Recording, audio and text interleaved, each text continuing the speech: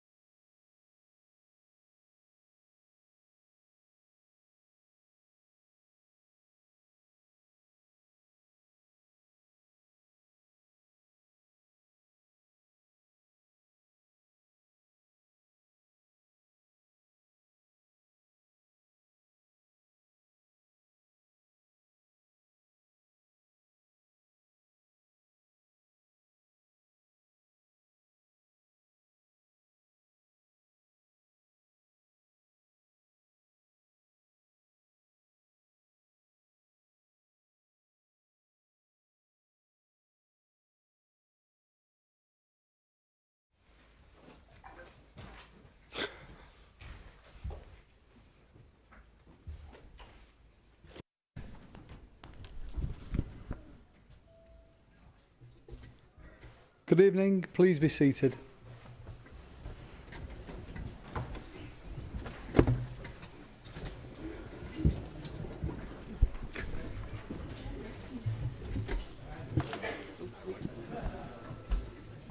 We will now commence the ordinary meeting of the Council. Before we do, I would like to people not to be speaking to each other across the room during the meetings. The acoustics in this room are very good and I can hear people up here and it is very distracting for other people. Thank you. I'd like to take a brief moment to remind all present that this meeting is a space for respectful and constructive discussion and to remind members to abide by the standards expected of us in the Code of Conduct. Let's remain professional, respectful, listen to one another and uphold the decorum expected of this chamber. Members of the public are asked to observe the public meeting protocol, copies of which are available on some seats as well as on the Council's website. Could I also remind all members, in accordance with paragraph 6.1 of the Council Procedure Rules in the Constitution, that if you are able to, Please do stand when speaking and addressing me. May I remind all present that the meeting will be streamed live on the Council website and also Oldham Community Radio, and the recording will be available after the meeting. Before we proceed with tonight's agenda, I'd like to invite Reverend Stephen Smith to lead us in a brief reflection.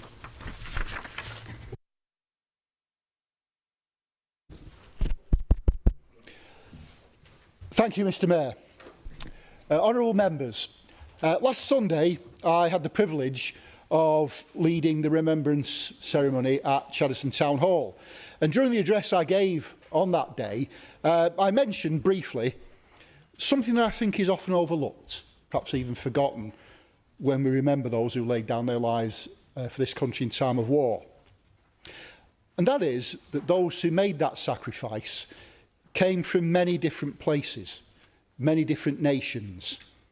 They were of many different races, many different faiths, and many will have been of no faith at all. And I think it's important that we do remember that, so that we can remember too that when faced with a common danger, common enemy we might say, so many people from so many different backgrounds with so many differences were able to come together in a common cause to defeat an evil that threatened to not only this country but also the world and all nations.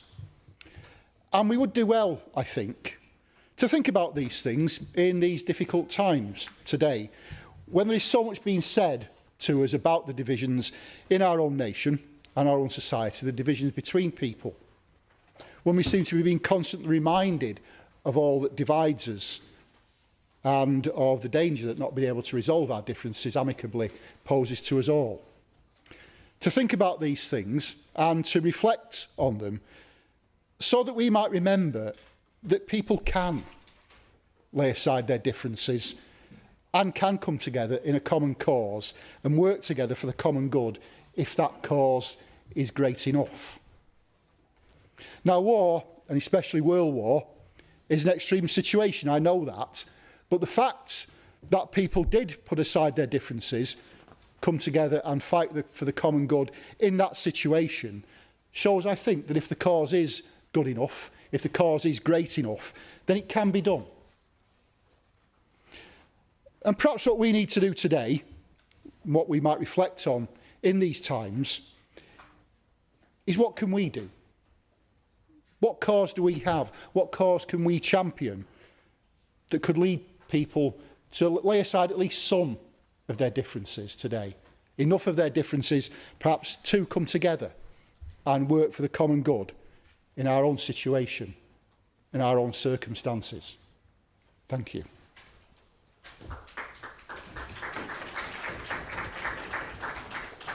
Thank you, Reverend Smith. We'll now move on to the business of the meeting. Item 1, apologies. I have received apologies for absence from Councillor Bashforth. Are there any other apologies? Thank you, that's noted. Moving on to item 2, declaration of interest. Are there any declarations of interest from members in respect of matters to be determined by the Council at this meeting? And could I remind members that the Standards Committee has previously given a dispensation to members so that you can take part in this discussion? Yeah, Mr. Mayor, motion 2 from the administration motions. Right. Is that, what type of interest is that? Is it personal? Personal, yeah. Yeah, so you'll leave during that discussion, thank you. If members are declaring a financial pecuniary interest or one of the other legislations, I could ask that you leave the meeting, so thank you for that. Item 3 on the agenda, urgent business. Mr. Mayor, we suspend 4.1 of the Council's procedure rules for the duration of this item to discuss the outcome of yesterday's subcommittee hearing, which I'd also like to speak on. Yeah. Well, please, Mr. Mayor.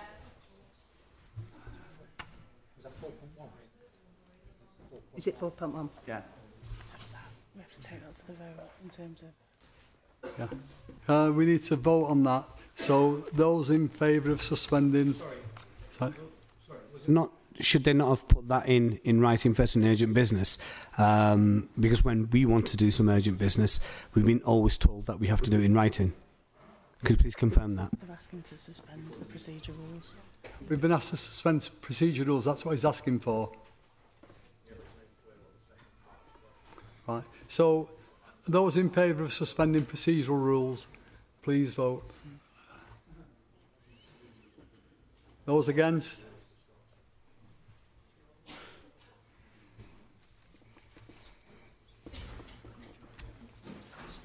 Majority. Right. They need to set time. Yeah. Okay, that was vote in favour of suspending the rules. I will give 10 minutes in total for the discussion on this. 10 minutes.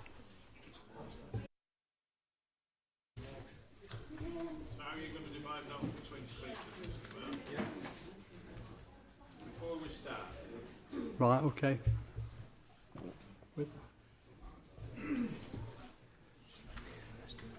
So who wants to speak, I suppose? Who?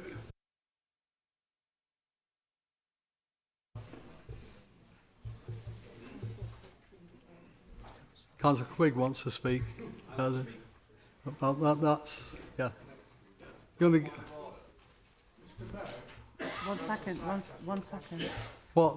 I'm considering that at the moment. Councillor Quigg's also asked for a point of order. So. Councillor Quigg. Thank you very much, Mr. Mayor. Point of order. Has this question been asked to you in writing, as has been asked already, given it's an urgent question? Whilst we may have suspended the ruling, it's still an urgent question that should have been put in writing before the meeting to whether it's desired to be an urgent question or not. This has been pressed at this council previously, as Councillor Gafour has highlighted and as I myself has highlighted.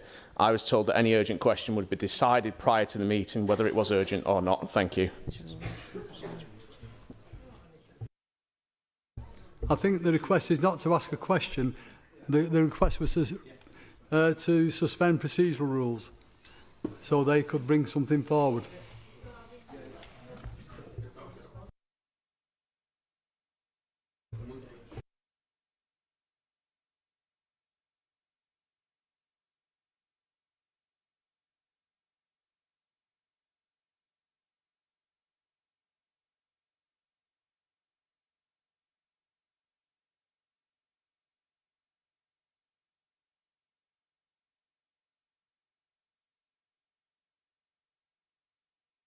This was my whole point yesterday.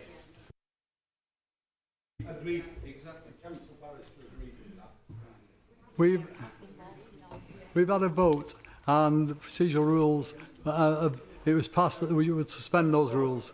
With that new information, can we now have another vote? And I propose a recorded vote. No, we've had the vote. No, but we've been given new information that we've had legal advice. So now you're asking us to No, that's go it's against part of the debate now. It's a That, very different thing. So people need to be clear that they will now be voting to go against legal advice. So we need to be clear on that. And I think we should have another vote now with that information to come to light. Yeah, the legal advisor is then advising the subcommittee. Advising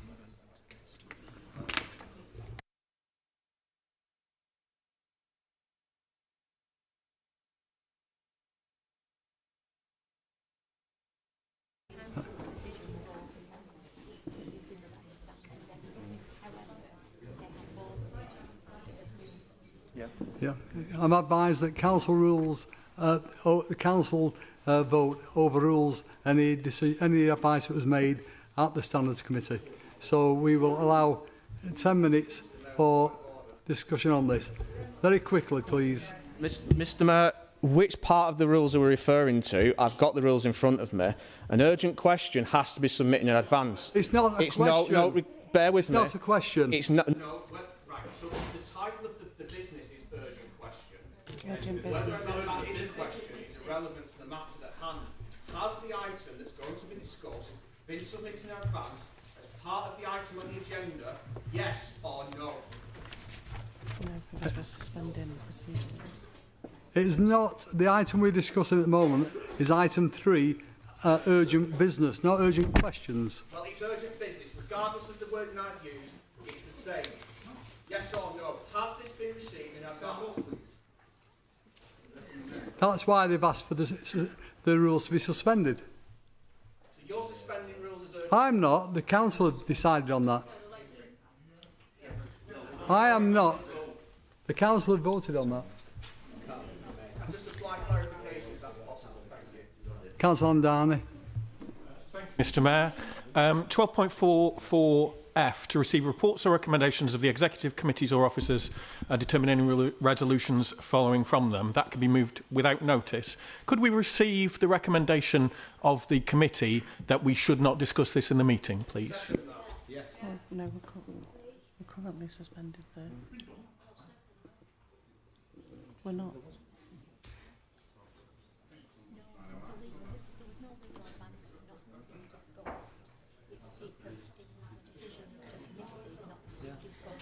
There's no specific legal advice which says it can't be discussed in the council. I'm advised there was no specific legal advice that it couldn't be discussed at full council. Sorry, there was a recommendation of the committee to not discuss this in full council. A recommendation of the committee? Yes, and the recommendation of the committee is exactly what I asked for, as provided for in the constitution of this council, 12.4.4F, to receive reports or recommendations of the executive committees.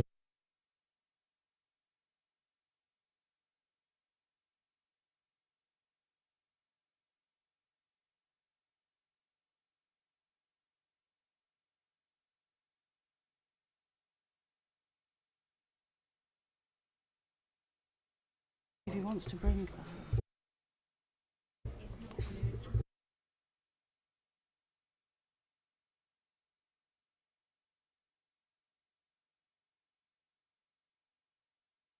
Council procedure as council defined. Yeah. Okay. Everybody has the right to ask for a suspension of procedural rules, and at this occasion it's been requested and voted on by the council, and it was agreed that we would suspend the rules. Councillor Alan Downey, do you want to speak? So Wood, could you explain how I am not allowed at this point to put this motion forward? Because we've suspended rules. Allowed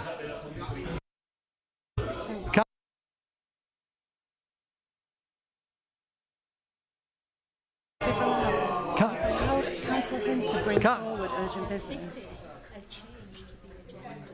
It's a variation of the agenda which rules 4.1 would allow. They need to read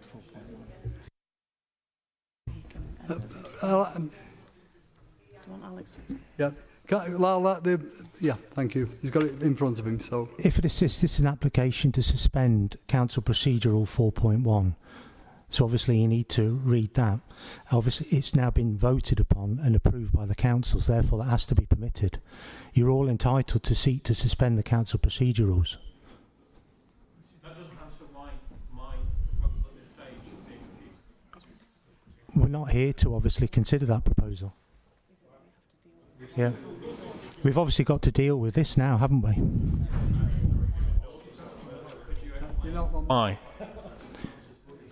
I'm not following your interpretation. You have not explained your interpretation of procedure, I understand. Well, Councillor Hinds has stood up and sought to suspend 4.1. That's been voted upon and now it's been approved. So at this point, all rules of the council are off the table. If we all walked out, that would be acceptable. It's the procedure rules. Everybody's entitled to seek to apply to suspend the procedure rules at any hearing. Councillor Byrne. Sorry, I didn't take a further question.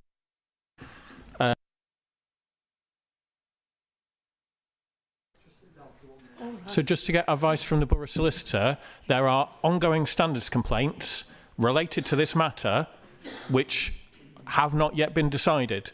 So you are advising that we are allowed to carry on discussing this matter despite there being ongoing standards matters and contrary to the advice of the previous borough solicitor. As far as I'm aware, all standards complaints in relation to this matter have been concluded. Sorry, without going into the detail of standards complaints, because that is part of the procedure regarding to standards, I am aware of 2 complaints which I have submitted regarding this incident which have not been settled. You know them because I've been discussing them with you. It is about the very same incident.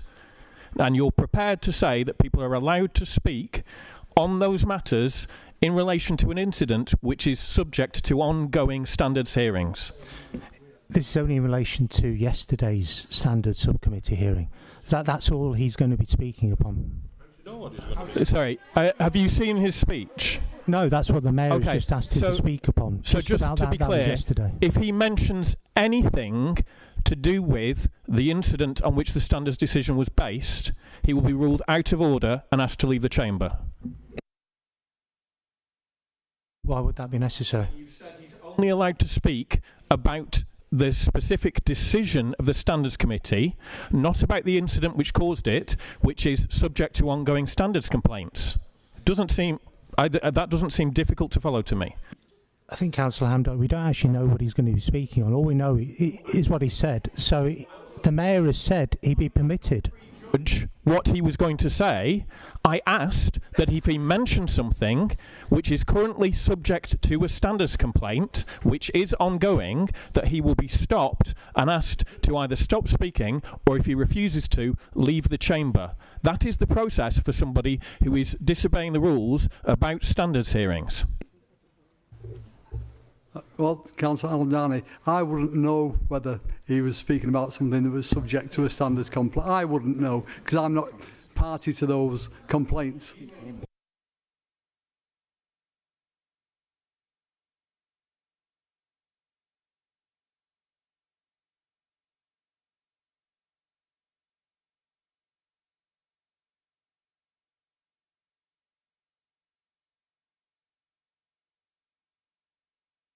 Okay. Could I ask for a short adjournment while the Borough Solicitor speaks to 2 parties, please? Councillor Andani and Councillor Hinds, so we can clarify on this. But we need to. We need clarity on that. Debate. So yeah. So will council vote to adjourn the meeting for a short period? 10 minutes. 10 minutes. 10 minutes adjournment. Is that agreed? Agreed. Thank you.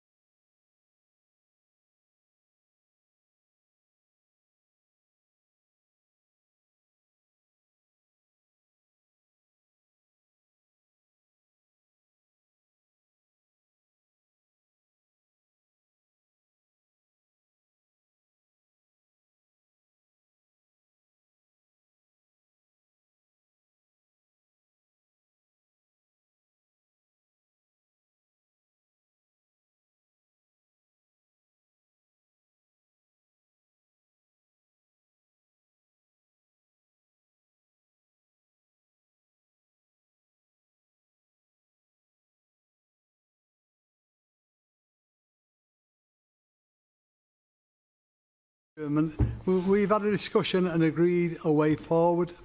The vote was suspended. The vote was to suspend Rule 4.1, which was being voted upon and agreed. Therefore, we will take up to 10 minutes for this item.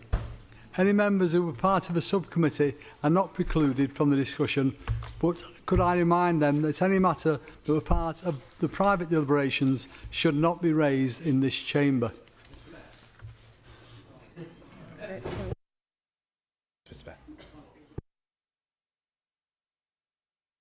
Thank you, Mr. Mayor. I was not going to speak on this because, once again, full council has descended into chaos. But on the adjournment, Councillor Lancaster and I vacated this chamber and heard Councillor Hinds use offensive and incendiary language directed at colleagues, officer or member, and I can tell you what they are outside of this meeting, but I don't think somebody uses unacceptable language like that in or outside of this chamber when we profess to have respect for each other at the start of the meeting, and you yourself use that word.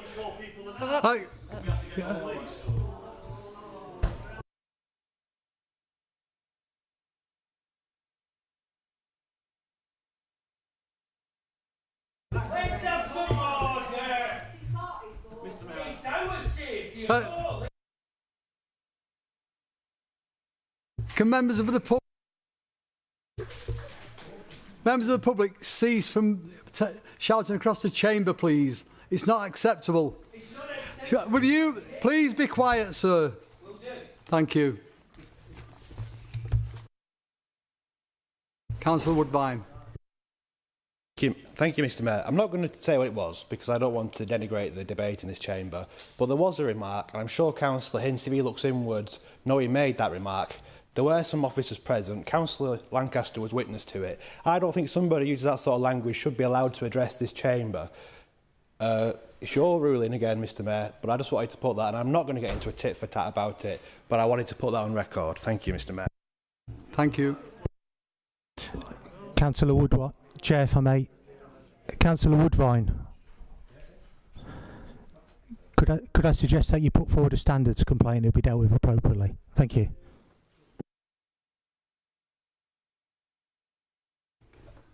Indications. Yeah. I've had indications of Councillor Hinds, Councillor Navesy, who else was there? Councillor Kenyon, is that correct? You want to speak? Was it? Okay. Right. Councillor Gafour. Thank you. Councillor Hinds, speak. Thank you, Mr. Mayor. This subject is quite overwhelming in terms of its impact, not only on me but also my family, and including my two young children.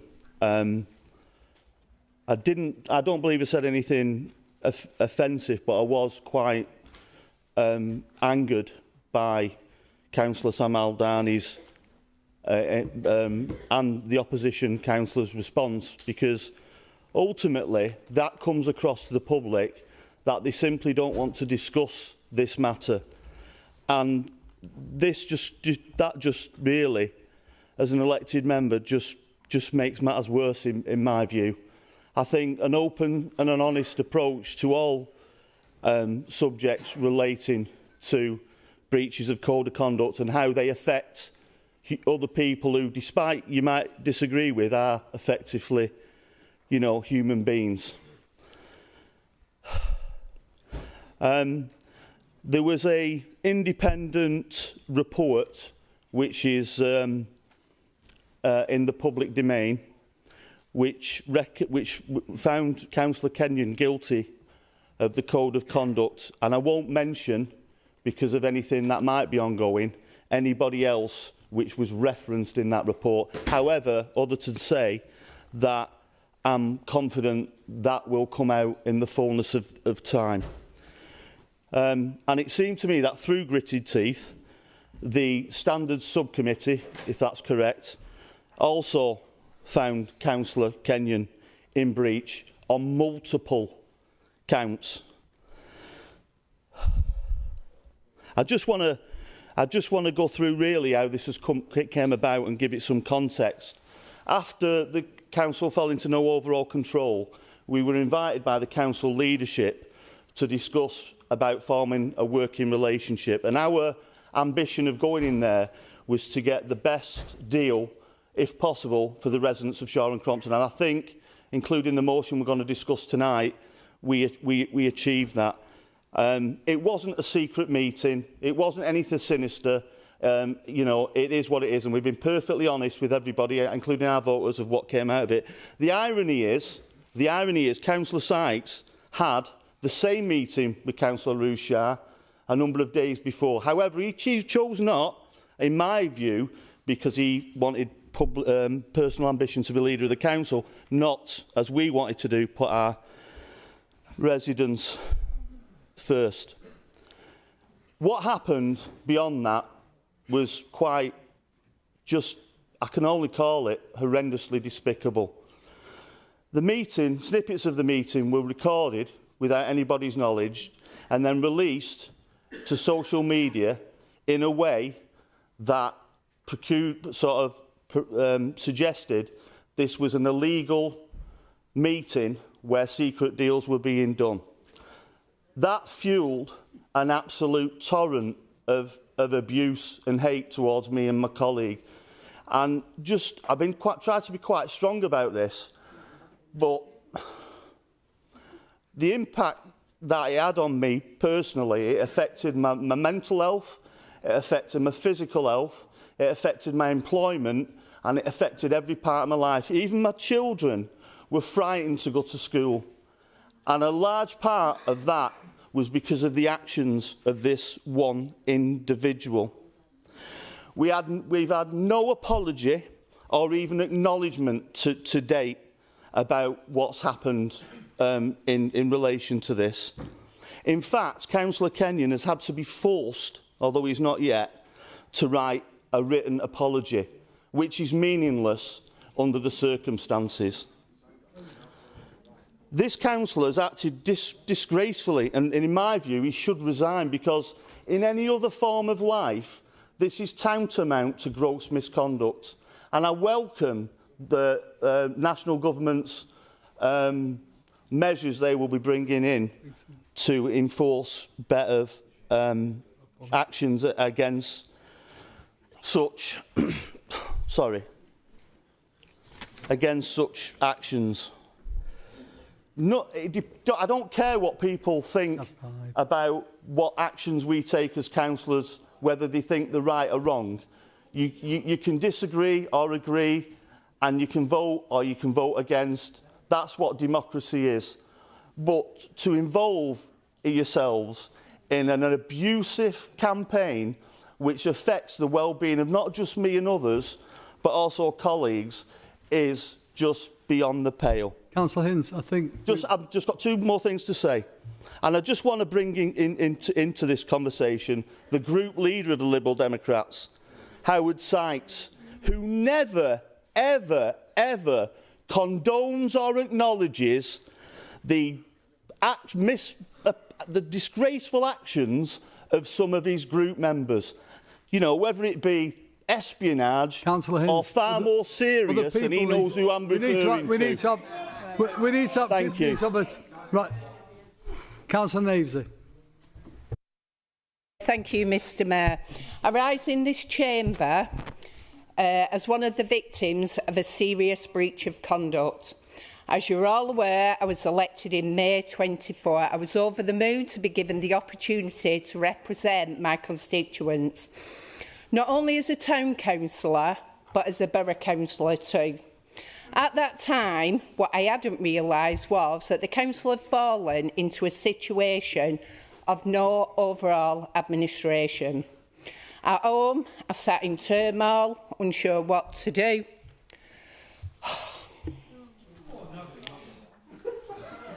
Do you think it's funny? Do you think it's funny? No, carry on. Look at yourselves. Right.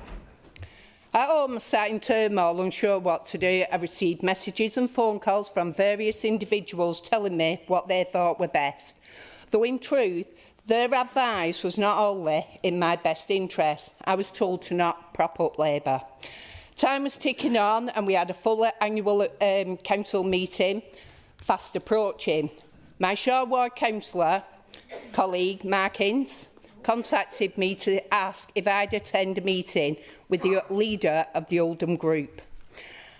I agreed and I attended, but on my way home, I made it clear to Councillor Ince that I would not be joining the Oldham group. A few days later, Councillor Ince asked me to attend another meeting, this time with the council leader, Arusha. I initially agreed, but on the day of the meeting, I decided not to attend. So we went alone. Later, he explained what had been discussed and asked if I'd go to another meeting, so I agreed. The meeting, I thought, went well. However, as we were leaving Councillor Shah's office, someone came out and started shouting, "This is going all over social media tonight." I hadn't got a clue who this man was, and he was hanging over the barrier, still chanting those words. Still no wiser, I left in shock at what had happened. The next day I received messages of abuse, threats, and online threats. I consider myself at times a strong person, but this broke me. I found myself wondering why I'd ever stood to serve the residents of Shaw. Not once, may I add, had the Conservatives or the Liberal Democrats asked me for a meeting. When the full council meeting finally came, I was dreading it. I have never sat in a chamber of that size before, and I was scared, I was shaking, and I need to... Yeah. We need to move on, because people have got a right to reply. It felt like every eye was on me. I wanted the best for my constituents, so I voted for Labour. So as soon as I voted, I was portrayed scum and a traitor behind these fake profiles. But please, can I just carry on? Extension. No. Let her finish. But what had happened that night, what Councillor Kenyon did, was premeditated. He made a deliberate choice to use some sort of recording device, and it was completely unnecessary. We understand that. So I know, but... we need to get other people... No, but I just need to say... Other people have got... Go on. Do you know, this has affected my life. I appreciate that, but we need to... I want to know, Councillor Kenyon, I want him to know that I don't have little children. I have grown-up children. My children read every threat, every form of abuse. They've seen pictures with me with a noose around my neck.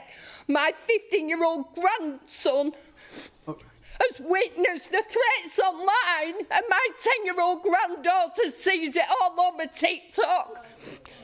You've done this. You're the root cause. And I'm not saying any more. I haven't... Thank you. Not do this anymore. Councillor Gafour. And we are over time now, so we do need to move this on. You do. You do? Yeah. Yeah. Come. Thank you, Mr. Mayor. I repeat the apology I freely made back in July 2024, and which the Standards Subcommittee asked me to reissue yesterday. Thank you. We received, just a part of clarification, we received no apology. Councillor Gafour. Thank you, Mr. Mayor. I wasn't actually going to speak today at all, and I'm so sorry what you've gone through, Councillor Navesy and Councillor Hinds. But I'm not going to talk about both of them today. But what I do want to talk about, that yesterday's Standards Committee was nothing short of a political circus, and it really was. And to avoid this, that's why yesterday, you know how much I said that I didn't want this to come to council, because it would be a waste of time and these type of issues would happen and egos would come up. It was an exercise orchestrated by the Labour Party, not to hold up integrity or accountability, but to score cheap... It's my time. It's a point of order. I'll call you back up, Councillor Gapur. Thank you. I would have done last time, but... Yeah. A point of order, and I would like clarification from the Borough Solicitor on this. I'm not going to have... and the main leader of the opposition knows this too. Most sensible members in this chamber know this too. Like, I'm sick of repeating myself, but the Oldham group are so naive and they don't understand rules and they don't understand process. Had they known the meeting that they were in, they would know that that was not a political meeting. If it was a political meeting, you wouldn't have had 2 Labour group members and 3 others. It was an independent meeting chaired by an independent barrister and an independent member there. That is a point of order. He said it was a political meeting, and it was not. So can you clarify the process of the meeting, how it was conducted, and the rules in the Constitution? Thank you, Councillor Shah. Councillor Gapur. Right. So, you may not think so, Councillor Shah, but yesterday while I was there, we saw what was happening. You weren't there, so I'll carry on from that. So, let's be clear about the facts. Do you want me to sit down, Mr. Mayor, or...? Please. Okay. Councillor Harrison. Situation. It was intrusive, and that's the kind of thing that we were talking about yesterday. We were talking about the situation that happened before us. There was nothing political about it at all. Councillor Kenyon admitted, following the report, what he did was incorrect. We had a discussion, and that's the end of it. There was nothing political about it. And for you to keep suggesting that it was political and that there were egos involved, and to dismiss what Councillor Kenyon had done is just pure wrong.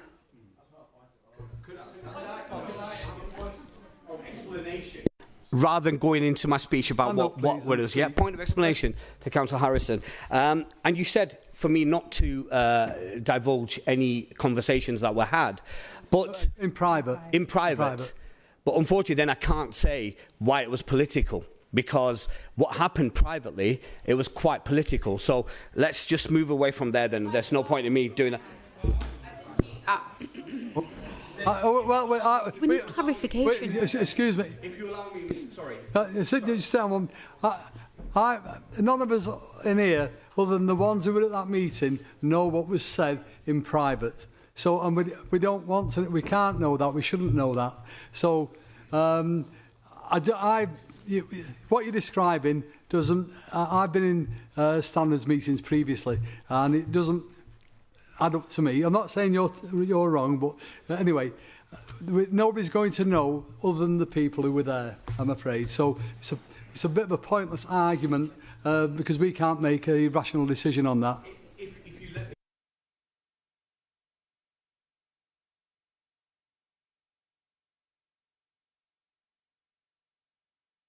That's fine. If you could turn my speaker on. Thank you.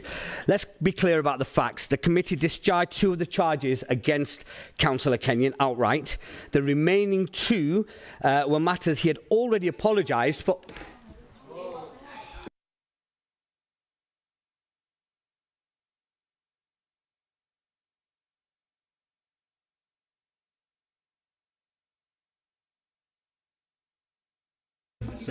Yeah. There was a breach of the codes somewhere, and I've not seen the report yet.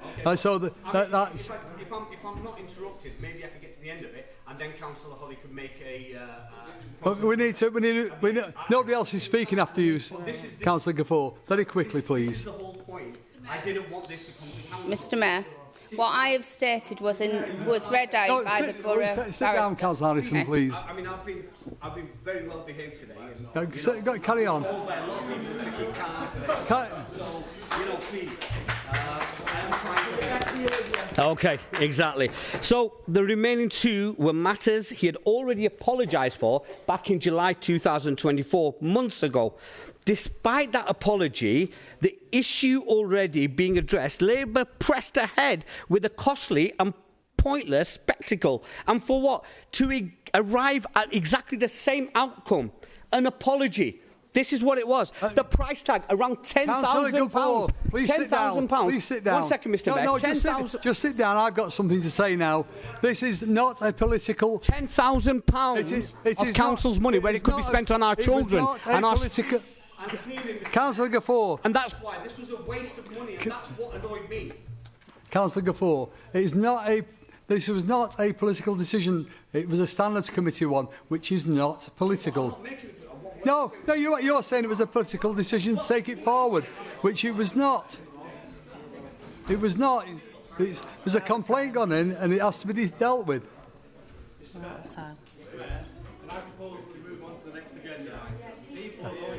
Yes, we are. We will now move on. Hey, Councillor Woodbine, we do need to move on. People have made their statements now, so we now need to move on. And I will get myself back in order. I will take a minute. Yes. Oh, sorry, Sam, you did.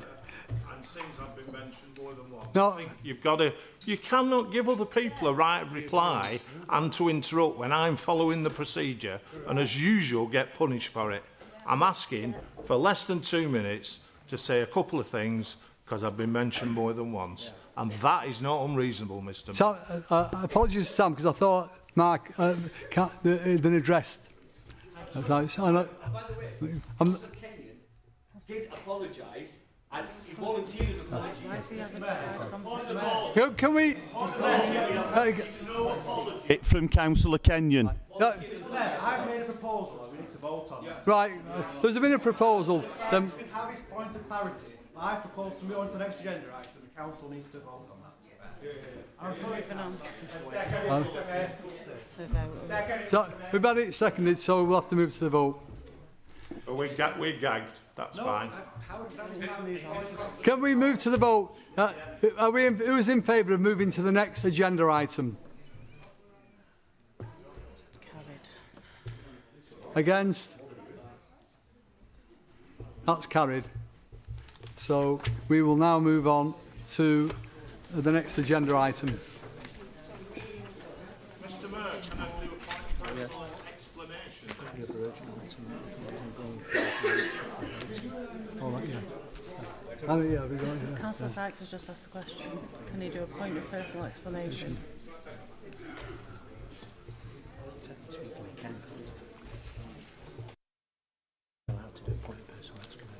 Go ahead, Councillor Sykes.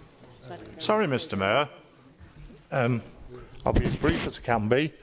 Just 2 things I wanted to say. So off the initial complaint, myself, Councillor Hamlet and Councillor Murphy, no case to answer, unanimously. The investigator said no case to answer. And then in terms of the other one that should have never got to committee because it didn't have the powers to determine it because there was no complaint in writing, case dismissed unanimously and shouldn't have been there in the first place. And somebody, and I won't say who, and somebody else wants the bum kicking for even letting that happen. And the fact that I'm so calm about it. And the last thing I'd like to say is I would apologise to anybody's family, because you don't put your family's name on the ballot paper, who gets abuse. But there's others of us in this chamber, myself included, who has received abuse, courtesy of things you've done, Mr Hince, on a number of occasions, and it's not pleasant. But I have sympathy with yourself and Lisa for the impact it's had on your family, because they don't sign up for this rubbish. They don't sign up for that rubbish. So I'm being interrupted again, Mr Mayor. We follow the rules, we do point of order, and other people don't. And you let them get away with it, Mr Mayor. I am losing my patience and my trust in you.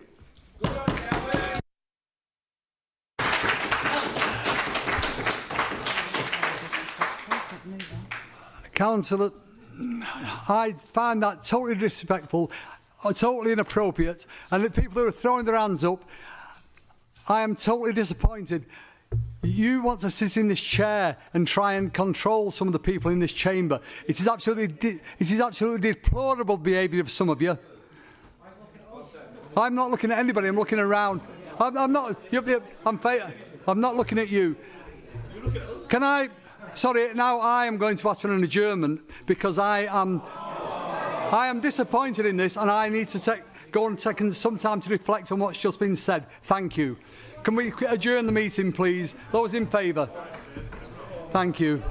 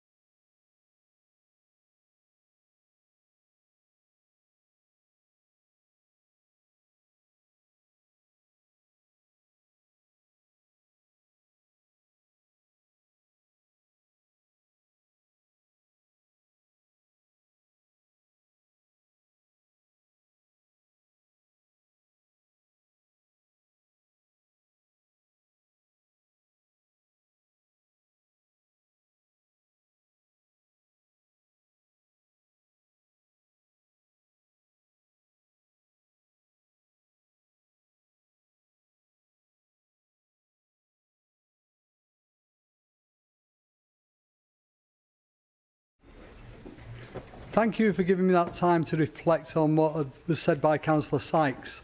Councillor Sykes, I would ask you to withdraw those remarks and apologise, please.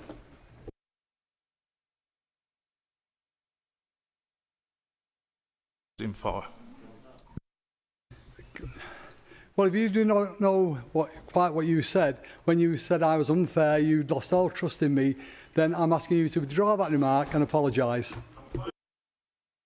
If that's your ruling, Mr Mayor, to apologise, but what I said is I am losing. I didn't say I had lost, just so the record's correct. But if you want me to apologise, Mr Mayor, that's what I'll do. I apologise. Thank you, Councillor Sykes. I was shocked when a councillor of your experience used those remarks, and yes, anyway, as soon as you apologise, I will move on. Thank you. Could I just remind members of the public not to interrupt the meeting? Thank you. I would hope that councillors don't need reminding. Thank you. Yeah. What's in here? Urgent business. Yeah. So we move on now to item 3 on the agenda, urgent business. As agreed with group leaders, I propose that we vary the order of the agenda and bring the item 16 forward, which is the report on electronic voting. I propose that we take this item after the Leader and Cabinet questions. So we now move on to item 4, communications relating to the business of the Council.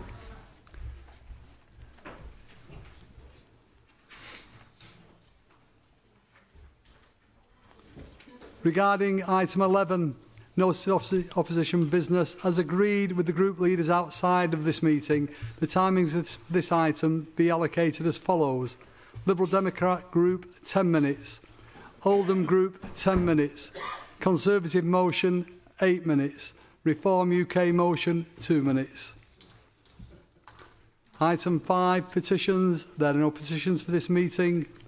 Item 6, leaders' annual statement.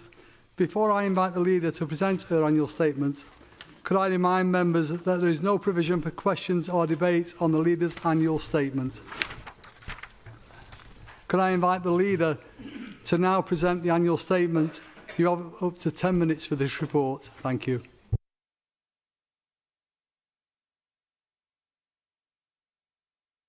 Because it's quite a long report.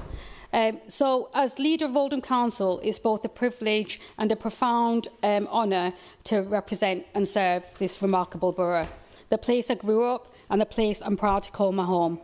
Oldham is a place of resilience, ambition and heart, and it's shaped by its proud history and driven by the energy and the creativity of its people.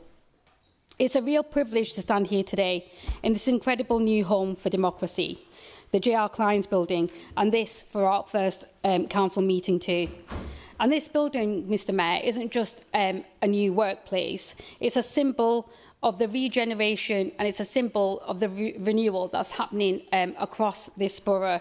And it represents a new chapter for Oldham, but it's one that's rooted in pride, that's rooted in ambition, and one that's rooted in progress. Every day, I'm really inspired by the strength of all our communities, the dedication of all our public servants, and the potential that pulses through our borough. And this annual statement marks a moment to pause and take stock. It's a time to reflect on the challenges we've faced, the progress we've made, and the lessons that we've learned. But more importantly, it's a moment to reset our ambitions and recommit to building a better Oldham. One that's fairer, one that's greener, and one that's more inclusive for everyone who calls this place their home. Our work is guided by 3 core values: pride, progress, and partnership. Pride in our borough and pride in our borough's people. Progress that is bold, sustainable, and that is rooted in opportunity. And partnership, because we know that real change comes only when we work together, and when we work together across communities, across our sector, and across all our boundaries. With these values at our heart, we move forward with purpose and we move forward with determination. Oldham best days ahead, and together we'll make them happen. This year, Oldham Council was named the most improved council at the prestigious LGC Awards. A recognition that speaks volumes about the journey we've been on and the people and the partnerships that we have. It's a moment of pride, Mr Mayor, but by no means is it a moment of complacency. This is not a celebration of perfection, but it's a recognition of progress. It reflects the hard work, the honest self-assessment and the difficult decisions we've made together. It's a testament to the power of collaboration across all political lines with our partners and, most importantly, with our residents. And behind this recognition lies a deeper transformation. Over the past year, we've seen a cultural shift within the Council, led by our fantastic new Chief Executive, which focuses on reshaping not just who we are, but also how we work. We're becoming more open and transparent, sharing our challenges as well as our successes. We're more responsive to our residents, listening actively and acting with urgency. And we're more focused on the everyday realities that people face, from housing, from health to jobs and community safety. And this shift is not just internal. It's about how we show up in Oldham. It's not as distant decision makers, but it's about people who live in our communities and understand the challenges we're all facing. We're a cooperative council. We reaffirm our commitment to working with residents, but not just for them. Because building a better Oldham is not something that we do to people, it's something that we do together. The last 12 months marks a turning point in our relationship with national government. The Labour government's clear commitment to reforming local government is a long overdue recognition that councils like Oldham are not just service providers, but that they're strategic partners in delivering national renewal locally in and across all our communities. We now have a partner that recognises the role of local government and one that treats us as equals. It's a marked contrast to my previous experience. In 10 years of local government, we now have a direct line to decision makers who understand our communities, who understand our challenges, but also recognise our potential. We're consulted, we're engaged and we're listened to. But we must also be honest about the scale of the challenge. We can't pretend that we can reverse 14 years of underfunding of services overnight. Local government faces £6 billion of a national funding gap, a crisis that can't be ignored. For high need, low revenue areas like Oldham, this is a significant challenge, and fair funding is not just a matter of equity, it's a matter of survival. We need to continue to make the case for investment that reflects the realities we face and the ambitions we hold, and we're determined to do that. The Oldham Plan has now been adopted for a year. It's a blueprint for our borough's future. It's developed hand in hand with our partners and our residents, and it has 3 bold missions. Our first mission is to deliver healthier, happier lives, and that means tackling health inequalities and supporting well-being across every stage of life. Our second is a great place to live, which means delivering safe, vibrant neighbourhoods with quality housing, schools and public services and spaces. And finally, our third mission, a green and growing borough, and this is to drive inclusive economic growth while leading the way on climate action. The update report is on tonight's agenda, and I encourage everyone in this chamber and across it to engage with it. This is our shared plan, rooted in local values, shaped by local priorities and powered by local pride. Transformation is never a solo effort, it's a shared endeavour. It's built on trust, it's built on collaboration, and it's a common purpose. And in Oldham, we know that real change happens when we work together, and this year has shown the power of partnership in action. We've seen it in the digital inclusion deep dive, where partners come across and together to tackle the barriers that prevent residents from accessing online services and opportunities. And I know that's something that Councillor Jabari is really passionate about, really proud about, and plans to talk about later in his portfolio report. We've seen it in the community-led health initiatives, where local voices have shaped solutions that are culturally relevant and rooted in their lived experience. And we've seen it in the joint delivery of regeneration and housing, where collaboration has accelerated progress and unlocks new possibilities for all of our neighbourhoods. We've seen it with our Get Oldham Working Roundtable, where businesses, educators and public services are aligning efforts to boost skilled jobs and economic inclusion, and none of that would be possible without the dedication of our partners across the public, the voluntary and community organisations. We have to thank our schools, our health services and our local businesses, and your commitment to Oldham and its foundation is what we're going to build on. But let me be clear, Mr Mayor, partnership isn't a nice to have, it's an absolute essential. It's how we turn ambition into action and how we ensure that every resident benefits from the progress that we make. Few challenges are as urgent as the need for a safe, secure and decent home. In Oldham, the scale of the housing crisis is stark. There are still more than 555 households living in temporary accommodation, and that's nearly 700 children just there. More than 8,000 residents are on the housing register waiting for a chance, but just 827 homes became available for social rent between September 24 and September 25. That is devastating. These numbers reflect a system under immense pressure and lives that are living in uncertainty. We're responding with ambition and resolve. Our commitment to build 500 new social homes over 5 years is not only on track, but we are set, I can proudly say, to exceed it. Through the local plan and Places for Everyone, we're laying the groundwork for 11,000 new homes that meets the needs of our population. And regeneration is absolutely central to that effort. In the town centre, we're working with our partners Muse to deliver 2,000 new homes shaped by strong public consultation and community engagement. Across our districts, we're unlocking sites and delivering real results. 138 homes are underway at Broadwood Green, 365 homes on the land left derelict for decades in Fitton Hill, and 132 low and zero carbon homes approved, setting a new standard for sustainable living in Durka. But bricks and mortar are only part of this story. We've declared a housing emergency in response to the rising complaints and the unacceptable conditions that some people live in.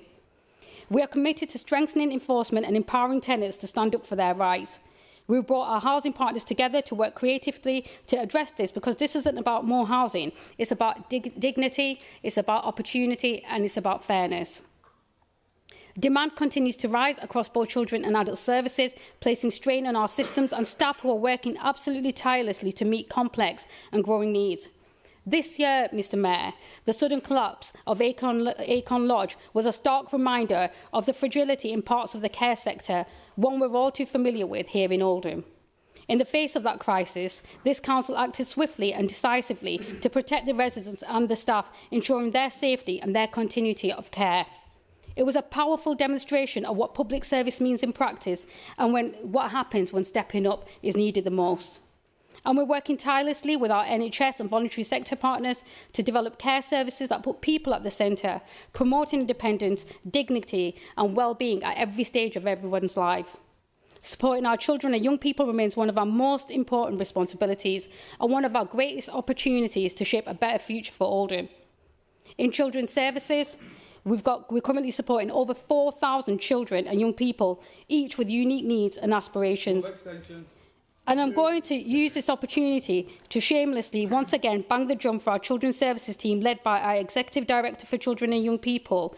And not that he needs much of an ego boost, our Cabinet Member, Councillor Shahid Mushtaq, on the back of our Ofsted inspection, where we received a rating of good in all areas. A significant achievement that reflects the dedication of our workforce and the strength of our partnerships, but that doesn't mean that we're standing still. We've made real progress in giving every child in Oldham the best possible start in life. We've continued to strengthen support for children and young people with special educational needs and disabilities, working closely with schools and families, and to improve access, inclusion and outcomes. We've got a renewed drive to school attendance. I've got 47 seconds left and I've got so much to say. So what I'm going to do is I'm going to distribute this to every single member across the chamber, because it took me a long time to write, and I think people need an opportunity to showcase the good that we do in Oldham, not always the bad. Thank you. Thank you, Councillor Shah. Item 7, Youth Council. We have not received a motion from the Youth Council to consider at this evening's meeting. We will now take item 8, public questions, for which we have 15 minutes.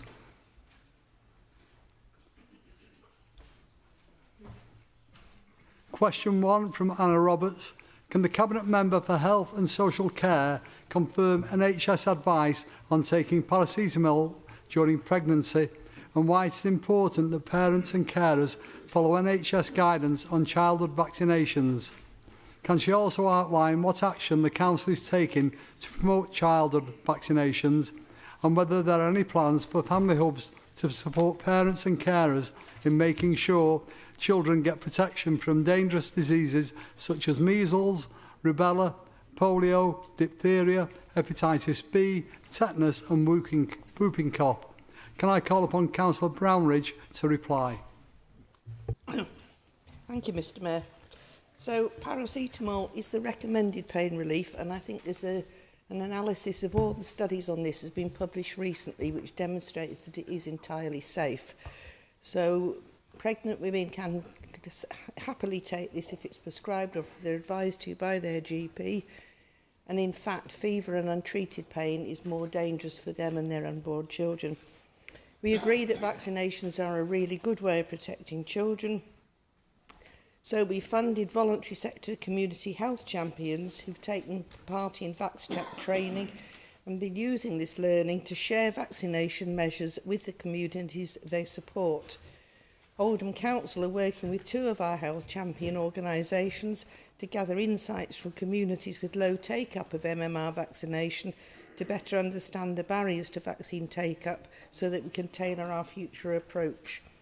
We fund the integrated children and family service that operate out of the family hubs. This includes health visitors who provide clear and evidence-based information to parents and carers about the benefits and safeties of vaccines. They can help address misinformation and help our communities understand what vaccines are due and when. Thank you, Mr. Mayor. Thank you, Councillor Brownridge. We have a question from Jenny Harrison. It really was useful to be able to use pensioners and disabled bus passes before 9:30 on B network buses during August. Are there any plans to put this in place permanently? And how is a new 28-day B network bus pass for 18 to 24-year-olds costing £40 a month being promoted to ensure that as many young people as possible benefit? Could I call upon Councillor Goodwin to reply? Thank you, Mr. Mayor. Transport for Greater Manchester is responsible for this initiative, which aligns with its broader B network strategy to improve connectivity, reduce barriers to travel and to enhance public transport access for residents across Greater Manchester. Oldham Council actively supports these initiatives, reflecting its ongoing commitment to securing the best outcome for local communities. And through close collaboration with TFGM and the B network, the Council continues to champion improved transport options that meet the needs of Oldham residents. We will continue to promote these offers to our residents through our usual communications. Thank you, Councillor Goodwin. A question from Ross Birch. The Labour government increased support for parents to help with childcare costs for children from 9 months to starting school. This includes introducing 30 hours a week free childcare for eligible working parents from September 2025. Is the Cabinet member able to say how many parents in Oldham have benefited and how much this saves in nursery fees? And what support is Oldham Council giving to childcare providers to be able to deliver this increased offer? I call upon Councillor Mushtaq to reply. Thank you, Mr. Mayor. The expansion of 30 hours of childcare for eligible working parents from September 2025 is providing significant additional support for families in Oldham. Government data shows that at the end of the summer term, 3,054 families were already accessing the working parents entitlement.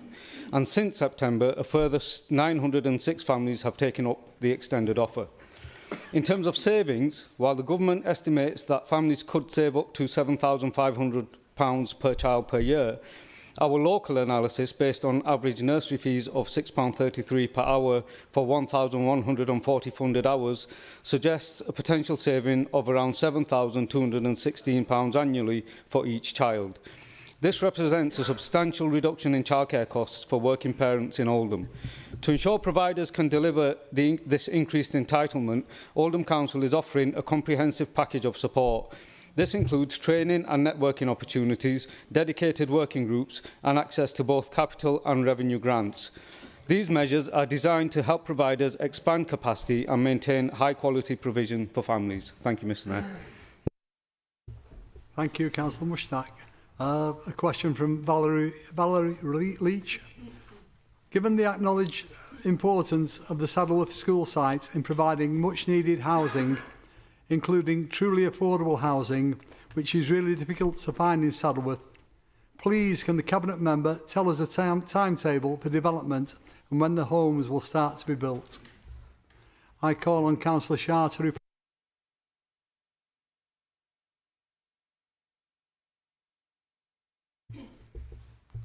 Thank you, Mr Mayor, and thank you to Valerie for your question. So the former Saddleworth school site is earmarked for housing development as a council-owned site in the medium-term housing land supply. Officers have been addressing negotiations over the relocation of a telecoms mast on the site until fairly recently. And the site has not yet come forward for development and it couldn't do until that matter was concluded. However, now that the matter is resolved, the housing delivery team will be looking to bring the site to market in the near future. As I'm sure everybody will appreciate, developing a site for housing is not a quick process. Bearing in mind, land deals need to be negotiated and planning permission sought before a spade can even be put in the ground. And as such, it will be at least 2 years before we see the first home completed on the site. Thank you. Thank you, Councillor Taylor. I should have known it was you. I'm sorry about that. Question 5 is from Dave Barter. Oldham bus users have been affected by the strikes of Stagecoach, Metroline and First buses. And Oldham residents working on the buses have been affected by many years of low pay and poor working conditions. While all 3 firms have seen a rise in profits and are doing very well out of the network, could the Cabinet Member for Transport and Highways tell us how the Council is pressing operators to listen to their staff and ensure any pay offer is fair and above inflation for the benefits of passengers and workers on our buses? I call on Councillor Goodwin to reply. Thank you, Mr Mayor, and thank you to Mr Barter for raising this important issue. The Council recognises that significant disruption that recent industrial action has caused for passengers in Oldham, and we also acknowledge the concerns of bus workers who have faced years of low pay and challenging conditions while operators have reported healthy profits. Although the pay negotiations are a matter between the operators and their staff, the Council, through the Greater Manchester Combined Authority and Transport for Greater Manchester, has been actively pressing for fair treatment of workers. We are firmly of the view that any pay offer should reflect the rising cost of living and be above inflation, ensuring that drivers are properly rewarded for the essential service they provide. Recent progress shows that this approach works. Following sustained pressure and dialogue, Unite members at First Bus secured an exceptional pay deal worth up to 20%, and Stagecoach drivers have agreed improved offers of around 12%, alongside better conditions such as holiday entitlement and sick pay. These agreements were only reached because we insisted that operators return to the table with realistic proposals that respect the workforce and maintain service stability for passengers. Looking ahead, we will continue to use every lever available under the B Network franchising model to hold operators to account. Our priority is to ensure that the network delivers for passengers and that those who keep it running are treated fairly. We will keep monitoring pay and conditions with work with unions, operators and TFGM to prevent disputes escalating and to maintain a reliable, high-quality bus services for Oldham residents.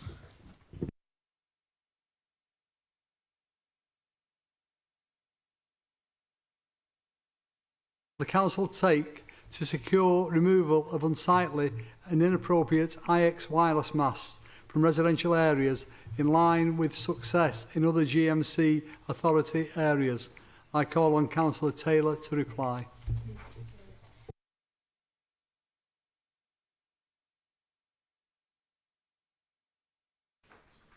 Thank you, Mr Mayor, and thank you to Mr Croft for your question. So, the Council can only consider taking action to secure the removal of telecoms apparatus where the apparatus is not permitted development and appropriate permission has not been secured.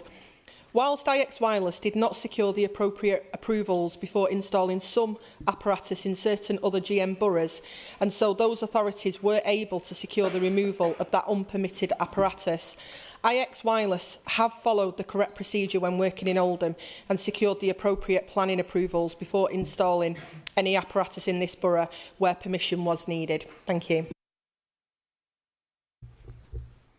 Thank you, Councillor Taylor. Question 7 is from Nicola Walsh. The gullies in Lees were supposed to be cleaned in May, but after they were done in August, I've noticed some which were missed and now look hazardous. I worry as the colder weather is due to hit, which will cause an issue with freezing water on pavements and roads. One in particular on Den Lane, where the bottom of Taylor Greenway meets it, is completely blocked already. There is a steady flow of water onto the Bad Bend on Stamford Road near St John's Church. When are the Council going to attend to these missed gullies in Lees? I call on Councillor Goodwin to reply. Thank you, Mr Mayor, and thank you to Ms Walsh for her question. The gully cleansing programme commenced late September 24 to progressively work through all 47,500 gullies in the borough using 2 gully wagons, one being brought in just for this task. After just over a year, out of the 20 wards in the borough, the programme has visited half of these, currently progressing in the 11th ward, achieving an initial clearance rate of between 70 and 80% on average across the borough so far. The programme list, as published on the website, was intended for the first pass of the wagons to clear, as a number of gullies in each area using the gully wagon, effectively sucking out debris where possible. The actual rate of progress through the wards is dependent on the condition of the gullies, so exact dates of how long the programme may take cannot be exact. Gullies that have been found to be either more solidly blocked or inaccessible are being dealt with by the second wagon with its team of operatives on the second pass, where some gullies have required a dig down or further construction repairs. This process is happening in parallel. This wagon started again in the first ward in October, which was Alexander, and is working through the ward list in order as necessary and so on. In accordance with the Council's stated policy on the website, ad hoc visits to clear gullies where there is a significant risk of internal flooding or highway safety will take part as part of the routine reactive highways maintenance service.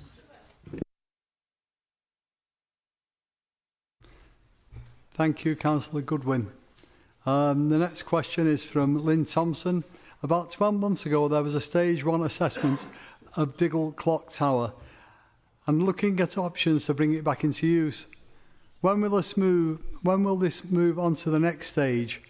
I understand there was some funding allocated in a cabinet meeting some time ago. With some of the other capital projects going on, is this money still available to move things forward to the next stage? I call on Councillor Dean to reply.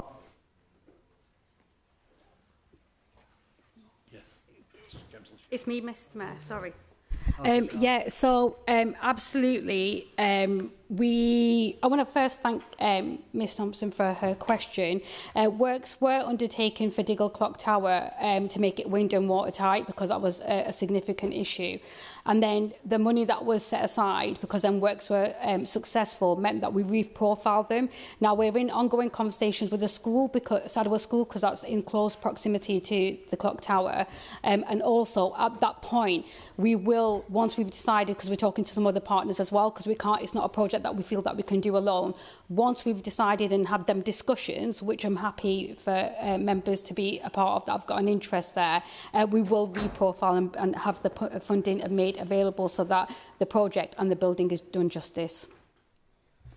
Thank you, Councillor Shah. We have time for one more question. Question 9 is from Saeed Maroof Ali. Recent reports and census data suggest that thousands of homes across Oldham are currently vacant, with many classed as long-term empty properties. Some sources indicate figures ranging from around 1,100 to over 4,700 empty dwellings in recent years. Could the Council please provide the most up-to-date figures on the number of empty and long-term empty properties? Furthermore, what action is being taken to bring these properties back into use, and how is the Council ensuring that these homes contribute towards addressing the borough's housing shortage and supporting local families in need of accommodation? I call upon Councillor Taylor. And we've only got 30 seconds. Thank you, Mr Mayor, and thank you, Maroof, for your question. So, just to answer part of the question, given the time, so the number of empty homes in the borough does fluctuate, but the last council tax data indicated that there are 884 empty properties in Oldham, of which 561 are classed as long-term empty, meaning that they have been vacant for a period of at least 12 months. And while the council makes use of a variety of powers available Thank you, Councillor Taylor. That's time finished. I'll end it on that. Thank you. I'm sure you'll supply that in writing in some way or some way. Yeah. Yes? Question 11 can be put by the GRA. Very important. No, we're out of time for public questions. They were taken in the order that they were received. Thank you.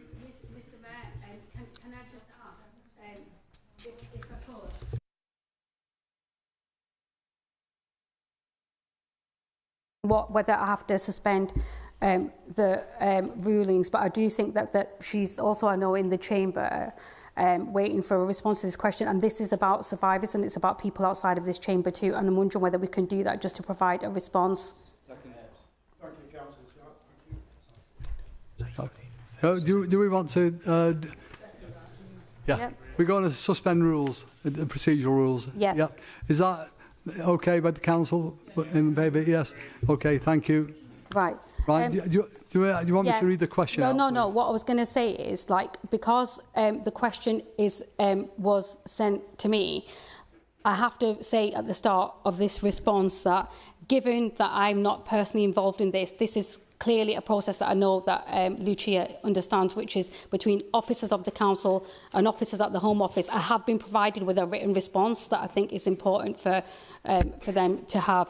So in January this year, following the announcement by the government of support for 5 local inquiries into child sexual exploitation, Oldham Council began... just 1 minute. I think members are saying they're unaware of the question being asked. Oh, sorry. Sorry. Yeah, I will. Yeah, that's how I will do. Yes, thank you.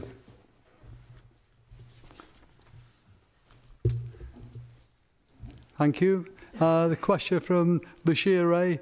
Can the council confirm whether it intends to move forward with a local CSE inquiry independently, and if so, whether this will begin prior to the start of the national inquiry? What discussions have taken place to date with the Home Office regarding the establishment of this inquiry? What progress has been made in securing a start to the inquiry, including whether the council has formally discussed appointing Tom Crowther, KC, as the chair of the inquiry? It was never made clear to survivors or the community that the commencement of the Oldham inquiry was reliant on the timings of the national inquiry. Councillor Shah.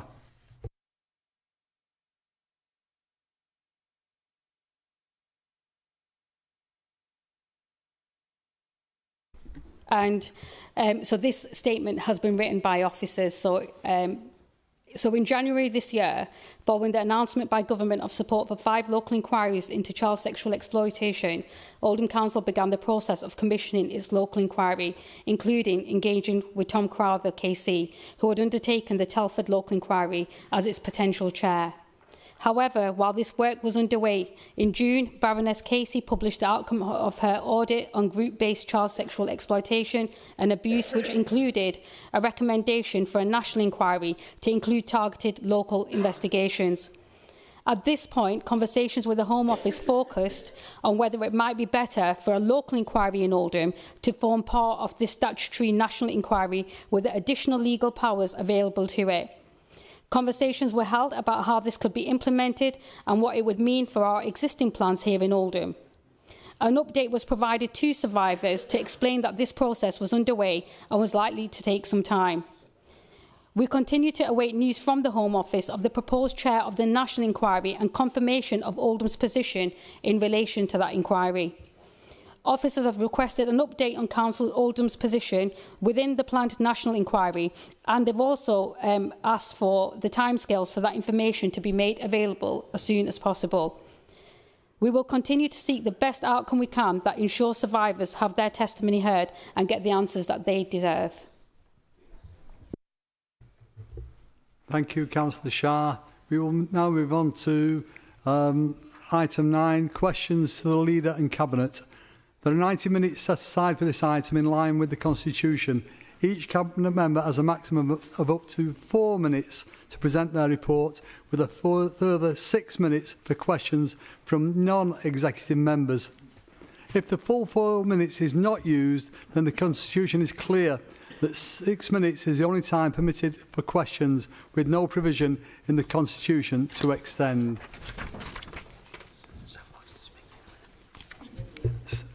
Sam? Sorry, Councillor Amdani. It's okay. Whatever is your preference, Mr Mayor.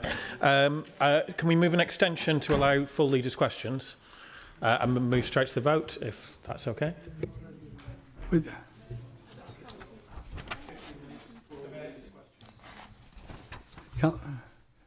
Councillor Shawn, yeah.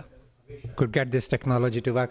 Mr Mayor, I just wanted to ask, considering we spend so much time with everything, and looking at your agenda, it looks like that this section is going to take you up to 10 o'clock. So I would like us to think how we're going to proceed further. because certainly people have other engagements. Some people left children at home, etc., etc. They can't be left here till 12 o'clock unexpected because we could not get our acts together. Apologies for my language. So before you move on to the next item agenda, I would like to say what is our plan and what we're going to do. Apologies, Mr. Mayor, but people do have other commitments as well. Well, I think we've had a discussion about this, and the extension could be till 10 o'clock, and that, I think, is that the limit, or, yeah, an extension till 10 o'clock. Is that agreed? Sorry, Councillor Alan Downey. So it's not, but I wasn't just asking for an extension. I know, but that's been, well, I'll come back to you, yeah, sorry, yeah. Extension till 10 o'clock. Is that an agreement? Yeah, sorry, yeah. Saying that we will go through the item agenda, just to be clear, 9, which is question to leader and cabinet, and that's essentially going to take us to 10 o'clock. So you wouldn't have any time for motions. Am I right? Yeah. Well, you need to make a choice. We take 90 minutes, it will take us to 10 o'clock. Yeah, so you we'll have no time for anything else. Apologies, Mr. Mayor. So we need to make a choice. Yeah. What is important for you? That's right. Come on, Councillor Taylor. So, if I could get this. Sorry, apologies. Yeah, no. Okay. Mine's on. So, I don't know who's speaking. Oh. So I suppose we need to make a choice. Yeah. Do we go through this section or do we go through the next section of motions? So it's up to the members, but I would like us to make that choice before we move forward. The suggestion is move to the motions. Taylor, yeah. Councillor Taylor, you wanted to say something on this? You're agreeing? Sorry, Mr. Mayor, I was going to put forward the same suggestion that Zahid has just done. So I'm happy to second that.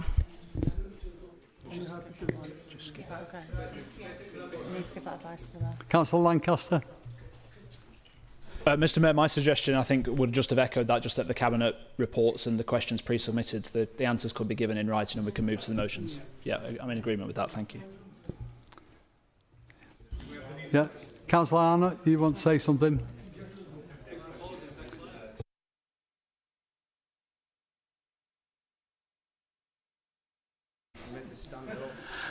Thank you, Mr. Mayor. Yeah, just very similar. It's fine saying let's go until 10 o'clock, but what do we do? Just guillotine at 10 o'clock? We need to have a plan which says we'll do this for half an hour, we'll do this for half an hour, we'll do this for half an hour. Otherwise, we just keep going with no real direction. Thank you. That's correct. So we got the extension until 10 o'clock. And what are we asking for now, so we're all clear? So what we're asking for, what we're suggesting, what Zahid just suggested, is that the leaders, the portfolio reports are already there, so people have seen them. Yeah. The questions that might have been put can be put in writing and we'll provide written responses. And for the ones that have already been submitted and there's written responses for, they'll be provided in writing as well. Yeah. Yeah. So in theory, that's... So move to the motions, Mr. Mayor. That's acceptable. That's obviously, as we discussed earlier, that's suspend the normal procedure rules. So that motion's been put forward, seconded, and I presume that's a unanimous vote. Okay, that's fine.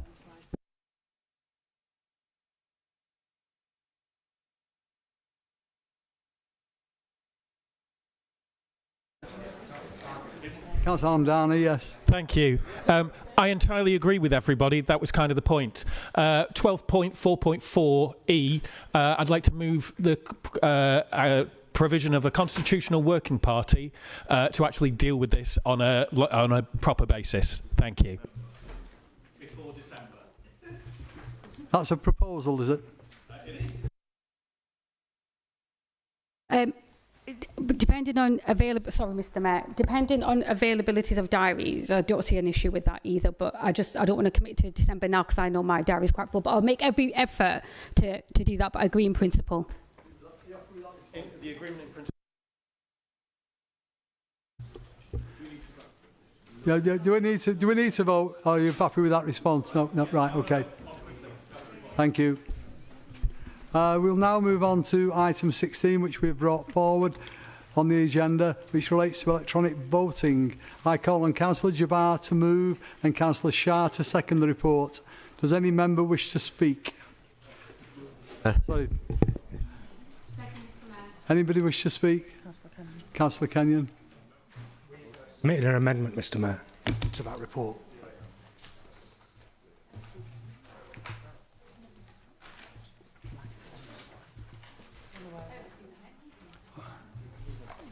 Is this in relation to the electronic voting? It is, yeah. So so we sent it on Tuesday. All it says, it's nothing weird. It basically just asks that council instructs our broadcast contractor to show the results of each vote, irrespective of whether it's a recorded vote or not. Yeah. Pardon? It doesn't say that. It didn't say that at all. It doesn't say in the... Sorry, yeah. So it does. It comes up there, but it doesn't in the streaming. You want it on the in the stream. So that the public can see the outcome of the vote. Yeah, fine with that. Yeah. Yeah, it's possible. Can you do that? Yeah. So. Yeah. If technology allows it, then. Oh, right. I'm told it will show the official voting. It won't just point at that. The official voting will be displayed in the on the when you're looking at it online. Oh. Yeah, I know it's in the minutes, but no. No, on the stream it will. On the screen. Councillor Murphy. Councillor Murphy. Thank you, Mr Mayor. Can I just ask Councillor Charters to take that comment back? I just think it's uncalled for. I didn't hear the comment, so apologies. I can repeat it. It was something along the lines of if Councillor Kenyon had attended the meeting, the trainee he'd have known about it. I just think that's not the sort of thing we should be firing across the... I'm happy to withdraw it, Mr Mayor. Thank you. Thank you. Although I would suggest that if you want me to keep comments to myself, keep comments to yourself as well. Okay, can we just keep it? Let's get back to the point now, please. And are we happy to approve the report? Yeah. With the amendment? Okay, thank you. Right. Could I ask that all members keep their voting cards within the microphone unit? If you leave the chamber at any point, please remove the card and place it to the side of the desk. And remember to place the card back in when you re-enter the chamber.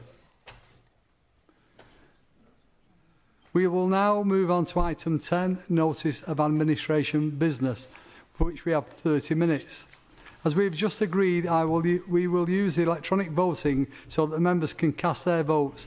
You will have 20 seconds to cast your vote, and when I announce that the voting is closed, there will be no further voting, and you will not be able to change your vote. There are 30 minutes set aside for this item. Motion 1 is entitled Improving Parking Provision at the Royal Oldham Hospital. I call on Councillor Zahid Showan to move and Councillor Brownridge to second. Councillor Harrison asking me if I'm okay to speak or am I shaky. Sorry, I'm okay. No, it's okay, don't worry. Thank you, Mr. Mayor. Thank you, colleagues. There are moments in life when every second matters.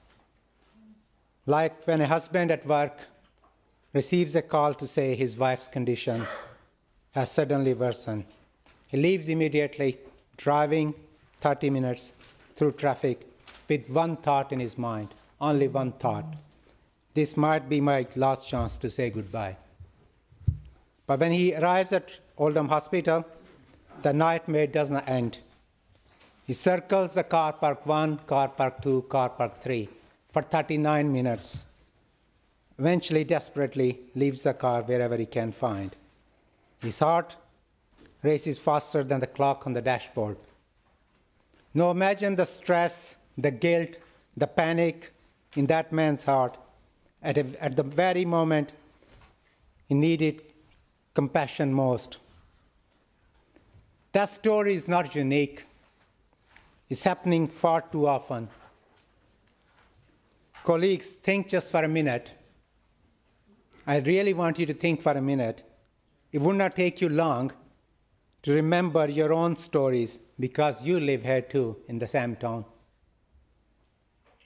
Think of a time when you, family member, a friend faced the same frustration, circling, worrying, feeling helpless, when compassion was that what you needed most.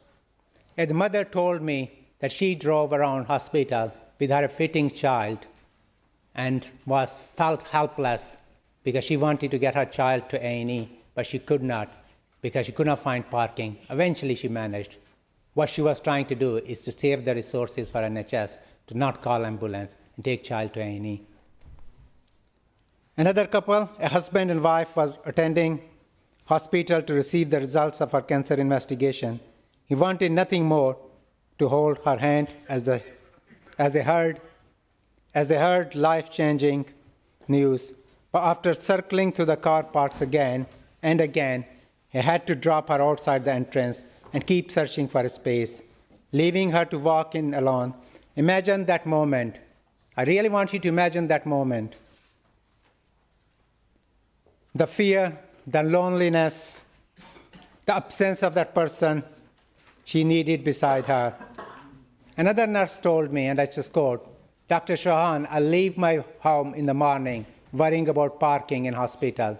After 12-hour shift, I leave in the dark and walk 22 minutes to get to my car." Colleagues, this is not compassion. This is not care. But it can be different. It doesn't have to be this way. Look at Royal Salford Hospital, part of the very same Northern Care Alliance.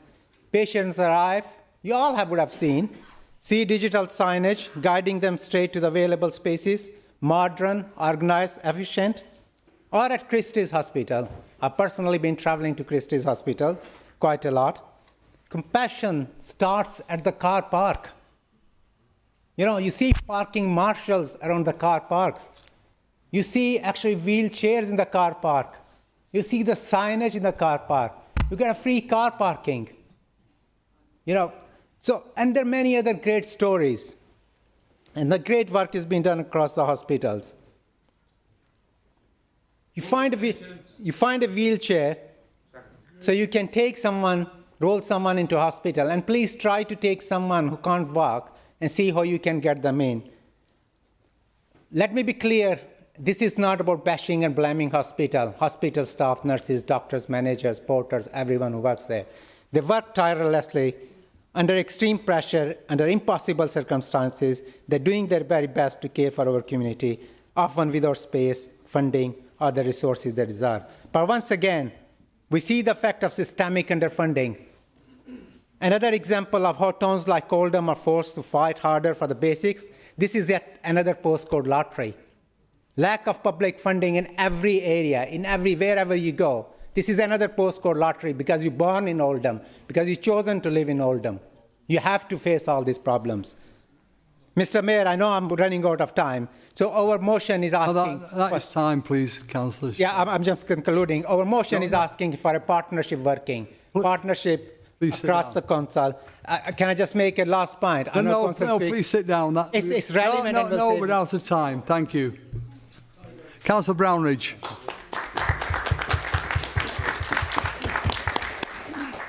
I formally second the motion.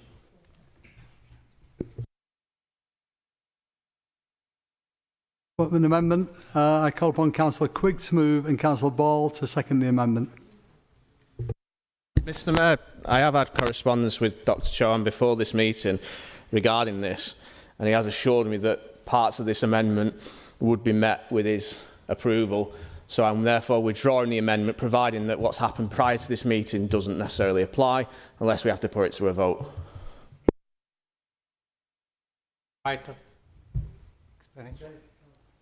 Thank you, Councillor Quigg. Can I just say, I do believe that your amendment was genuine, in the best interest of campaign. But when I wrote the campaign, I'm also thankful to your members who openly, publicly supported this campaign. When I wrote that motion, opening paragraph says to Oldham Council, over partners. I did not want it to specify one provider, a second provider, so I can reassure you that in a good faith, we will do everything possible. And this is a matter for Oldham, for residents of Oldham. Thank you. I really appreciate it.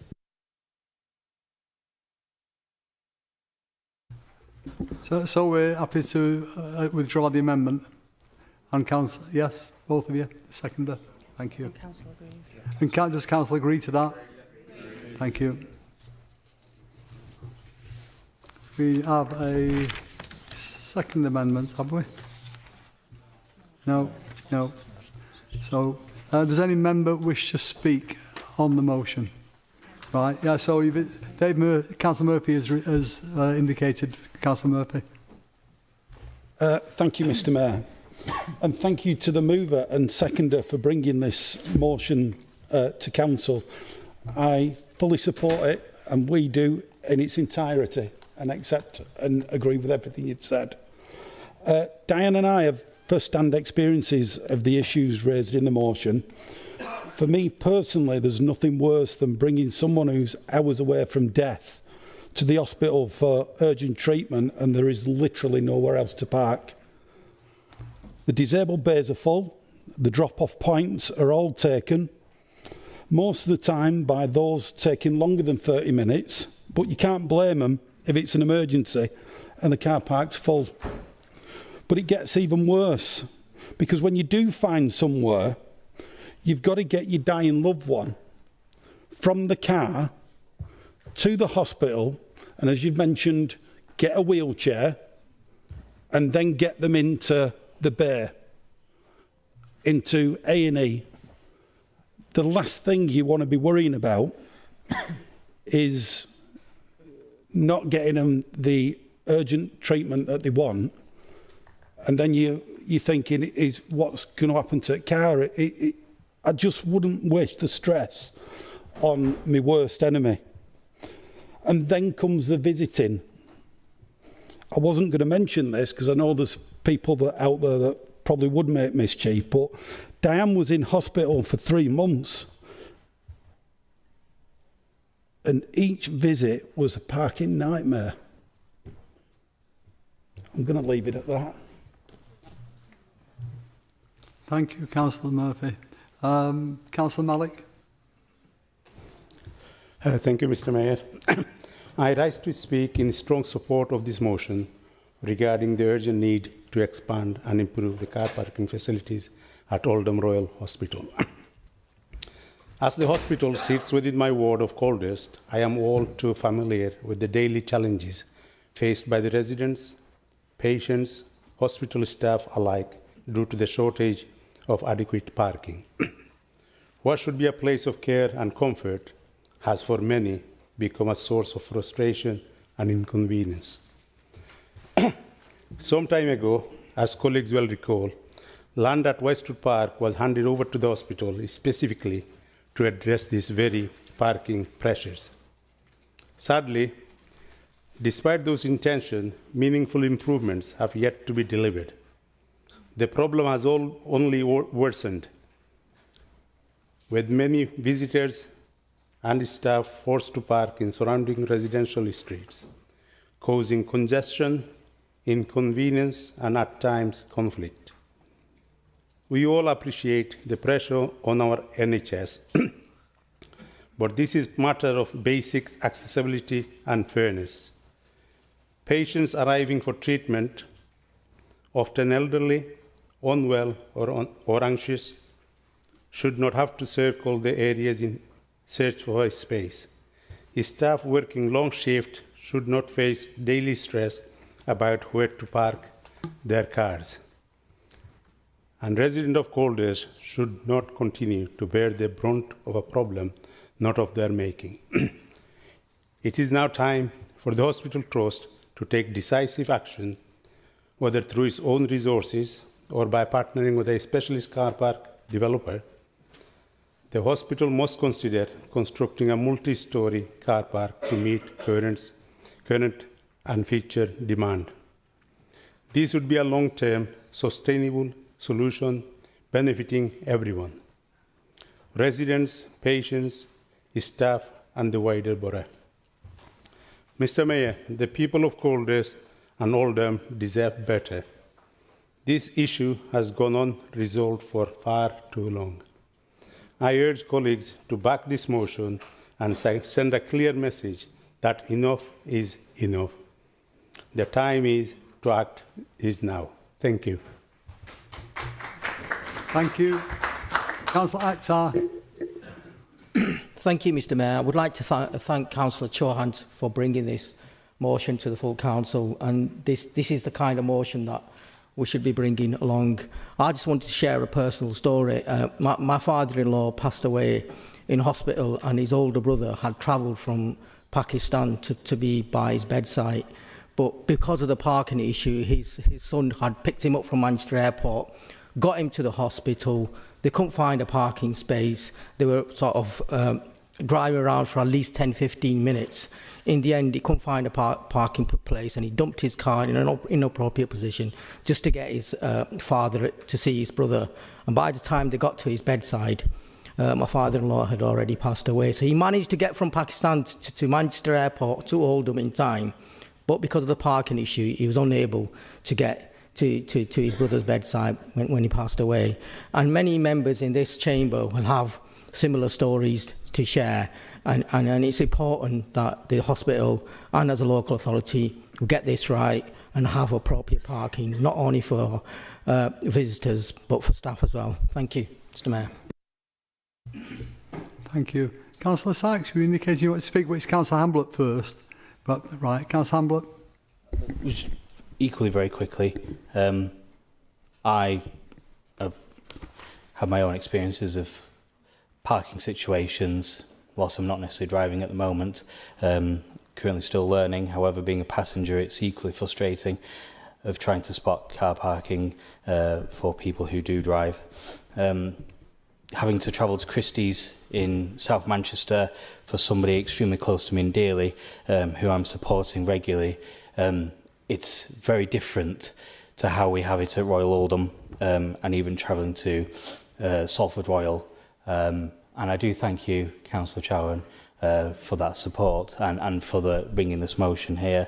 And I think, obviously, it is difficult because, obviously, for the third time in as many months, my mother has broken a hip and has dislocated that hip again. And thankfully, a text message not 2 hours ago, she said that she's been discharged. I spent all Monday with her, and yet still the parking, again, as you rightly pointed out, is inadequate. I think, obviously, we all have our stories. We all have our trials and tribulations of parking, no matter which health setting we go to, whether it's even our local GPs, whether it's our main NHS settings. I absolutely support this, and I know how hard it is just to fight, just to get a car parking space, and then even having to leave our loved one's bedside, panicking just as we go to renew that parking ticket to make sure it is valid. It shouldn't be the last thing on our mind. It really shouldn't, just to make sure we get back just to be by our loved one's side. So I wholeheartedly support it. Thank you. Thank you. Councillor Sykes. Just that your name wasn't coming up on the screen, so I was... All right. Still friends, Mr Mayor. Sometimes residents, including myself, have had to drive round for an age to find a space as the minutes tick away for various appointments. The stress just isn't needed. And especially when you're awaiting life-saving treatment or you're rushing to visit a sick or dying relative. And I won't go into any personal details because other people have said that. That's an extract from, for my first question to the leader tonight, I want you to look at car parking at the Royal Oldham Hospital that I asked on the 15th of December in 2001. So while fully supporting this motion, and I'm glad you brought it forward, it would be interesting to know, since that question, which got a very positive response, I remember, what has actually happened, and we're 4 years down the line, and to me the situation is certainly no better, and I'd argue it's slightly worse. Thank you, Mr Mayor. Thank you, Councillor Chauhan. Nobody else has indicated to speak, have they? No. Councillor Chauhan, you're right to reply.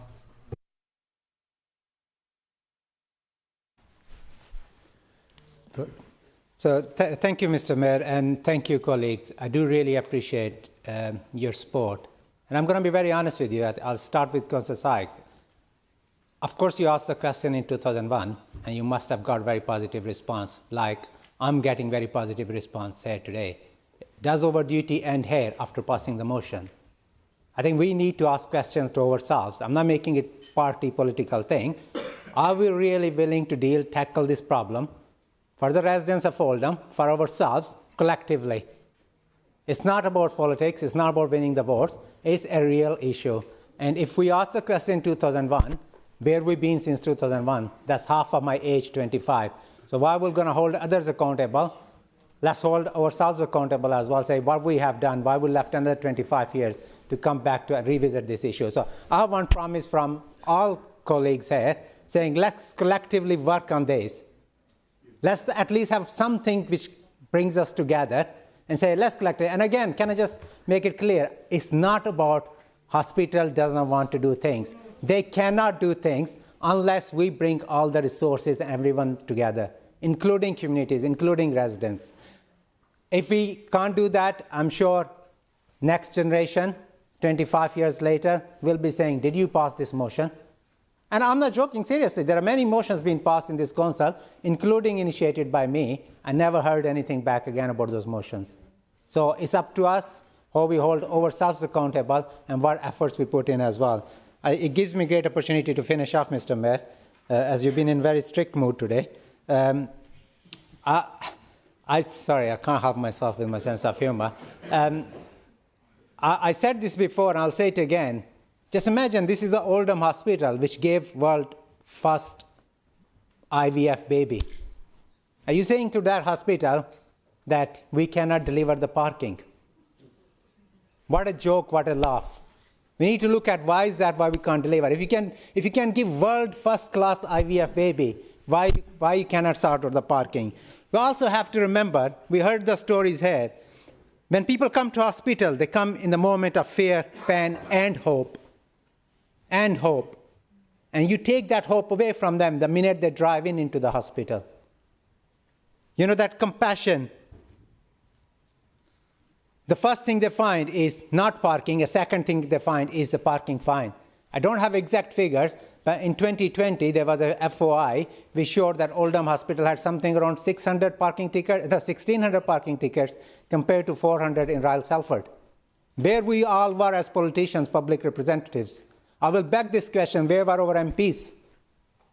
Is that not the issue which is bothering residents of Oldham? Where we all were as a councillors? Why we never spoke about it? I publicly wrote a letter to all our MPs asking them for their support, apart from one who said, yeah, I will support, and asked me, gave me a list of questions. The other two MPs didn't bother even responding. Why we are here in this chamber? To fight, argue, and play that drama which we've been doing for the last 2 hours? For these residents to sit there and watch us and say, that's what we come here for?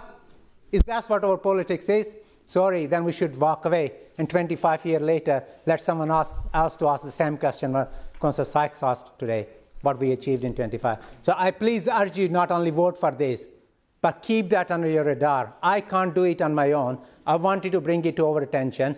This is not my campaign. This is our campaign. This is for our residents. Let's work together and see if we can deliver on that. And I strongly believe if we work together, we can deliver on this. There are solutions available. Parking is more expensive than food. Thank you, Councillor Johan. We will now move to...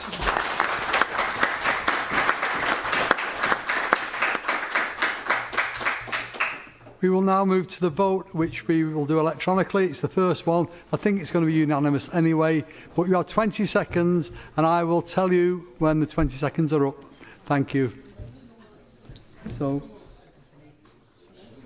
Right.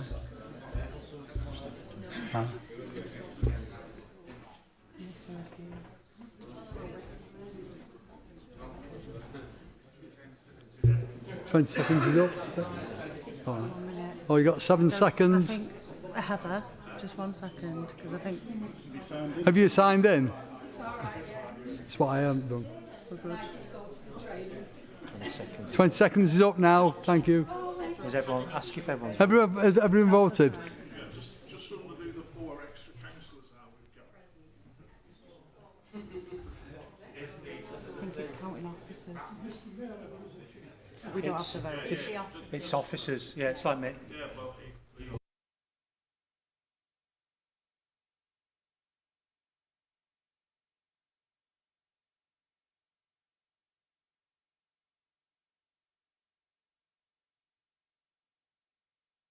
Seems to be part of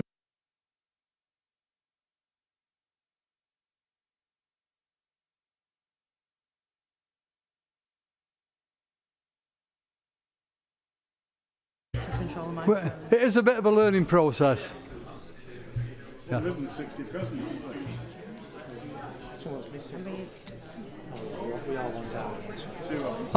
we put all the cards in, we should have took them out when they weren't here. Yeah. Yeah. Yeah. No, it's fine. I'm just saying why it didn't fit in. Thank you. Are we okay to move on? Everybody? Yeah, thank you. Item 2 on the is strengthening standards and transparency for housing or multiple occupation HMOs. I call on Councillor Hindle to move and Councillor Ince to second the motion.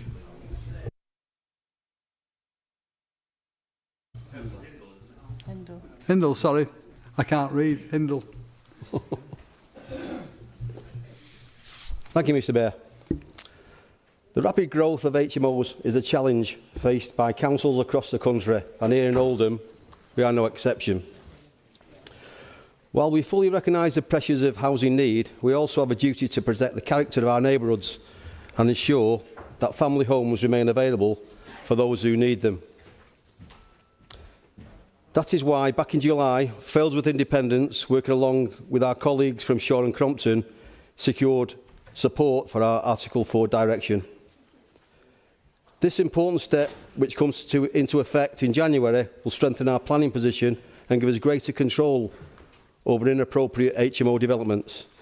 Today, we bring forward this motion to build on that progress. It is designed to reinforce and complement the Article 4 direction, tightening the licensing regime for HMOs. This is about raising standards, safeguarding residents and sending clear message to developers and landlords. Oldham expects responsibility, accountability and decent living conditions, and there will be consequences for mismanagement or neglect. We're raising the bar in Oldham. This motion goes as far as it can, as current national legislation allows, and it reflects the concerns of residents across our wards. I urge members to support this motion. Together we can protect our communities, uphold standards and ensure that housing in Oldham works for everyone. Thank you, Mr. Mayor. Thank you. Councillor Hindle. Ince. Get it right. Thank you, Mr. Mayor, and thank you to Councillor Hindle. It's quite a long-standing subject for the Shore and Crompton Independence, and probably for many people across Oldham. And with our partners in Failsworth, we've worked very hard with officers and the administration to get some progress on it. And the big achievement was obviously getting Article 4 through, which comes into effect on the 1st of January. But one thing that came out about this was it's not just the effects on residents and communities these HMOs impact on. What's become apparent equally is the living conditions of the residents within, and I think that was highlighted quite recently with a well-publicised application in our hometown of Shore, where the living standards were quite frankly just not of good standard. So, like I say, we continue to work and address this, and I feel that this licensing avenue we go down sends a clear message. If you want to come and invest in Oldham, because there is a housing crisis, we all accept that. We live with HMOs, they're not going to go away. There is a specific need for them. However, we don't want it to be the Wild West, which effectively it was. So these new high bar standards, which will be implemented, will deter the cowboys, and it will also give more of a control for the council to ensure these places live up to the high standards. So it gives me and my colleagues great pleasure to support this, and I hope everybody else in the chamber will. Thank you. Thank you. We have received 2 amendments. I will take Amendment 1 first. I call upon Councillor Alamdani to move and Councillor Sykes to second, but we have about 3 minutes left at the moment. I'll keep it very simple. Move the amendment. This is something we've raised earlier. It has been advised that there is a legal issue that we can't get information earlier than this. I dispute that, but I accept that that's a legal advice that you've got. So it is a shame that we can't. The advice is we can't do more, and I would like us to seek ways of doing more on this. But in the meantime, if we can get more information for people on licensing at some point, thank you. Please accept the amendment. Councillor Sykes, second. Second, Mr. Mayor. Thank you. Does any member wish to speak?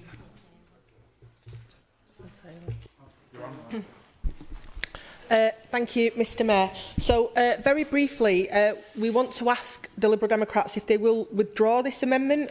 And the reason for that is because the introduction of an Article 4 direction across the whole borough, which is due to come into effect in just 6 weeks, will supersede this ask, because it will require all applications to go through the planning process. And as a result, details of proposals and locations will be shared as part of the monthly planning list that all members currently receive.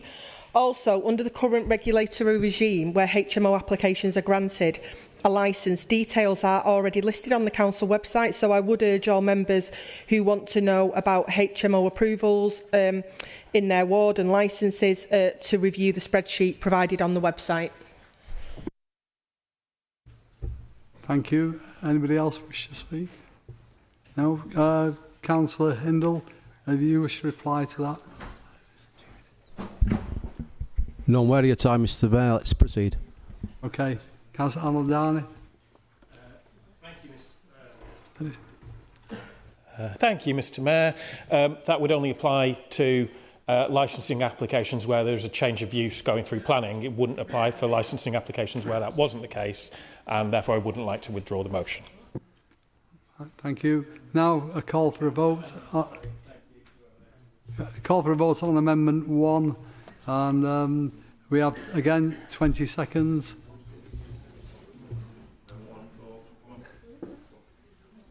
Oops.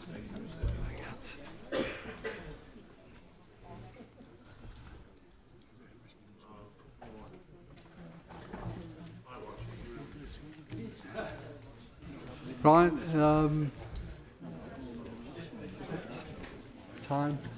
Time's up. So, 422 against 27, the amendment is lost. And now we have a second amendment, which is Councillor Quigg to move and Councillor Wilkinson to second, but we have no time for discussion on this. Not convenient, it's actual fact. Find it convenient, Mr. Mayor, given that we've been very patient all evening and it's come to this and we're very timed out. But it's, I will move the motion, given we've only got 2 minutes later to discuss our own motion, and move the amendment. Apologies, Mr. Mayor.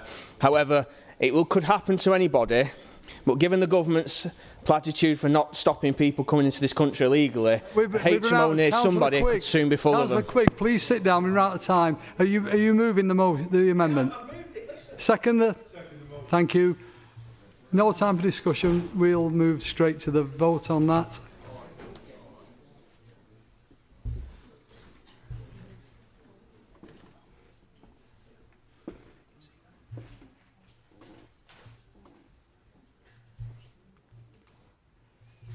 The amendment is lost. Okay. And we now move on to the vote for the motion itself. All right, just waiting for the results to come through there. We've got to get used to this a bit.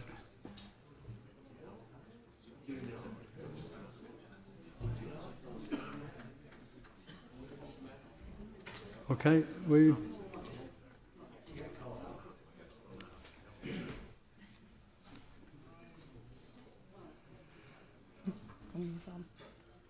right, voting on the motion. Yeah, stand.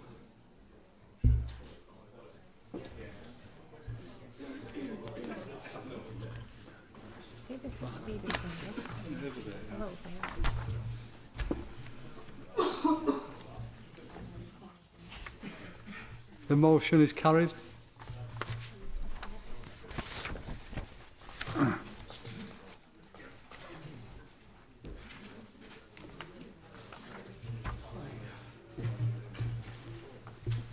We move on to item 11 now, opposition business, which we have 30 minutes. And we'll now, there are 30 minutes set aside for this item. As agreed with the group leaders outside of this meeting, 30 minutes will be allocated as follows. Liberal Democrats 10 minutes, Oldham Group 10 minutes, Conservatives 8 minutes and Reform 2 minutes. Motion 1 is entitled Tackling the Antisocial Use of Off-Road Motorbikes and e-bikes and Scooters. I call on Councillor Williamson to move and Councillor Marland to second.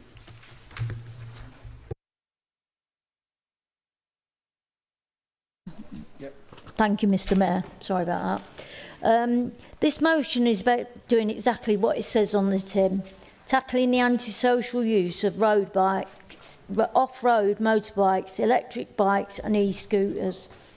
I think we have all seen this national trend.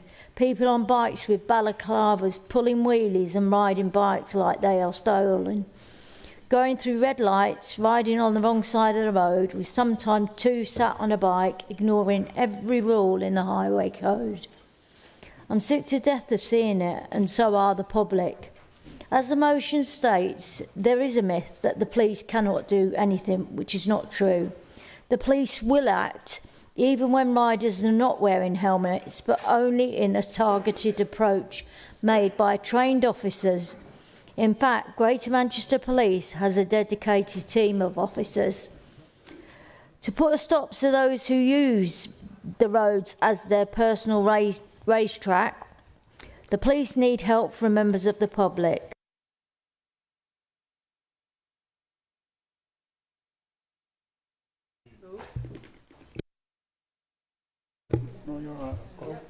All right, sorry. So I'd say to the residents of Oldham, and particularly Shore and Crompton, you're not wasting your time by ringing the police, stating something like, tonight I saw two lads with balaclavas on Shore Road, on an electric bike pulling wheelies on the wrong side of the road, because behind the scenes it builds up a picture and does help. That report is part of a jigsaw puzzle. And once enough pieces are put together, the police can identify that area as a hotspot and put resources in.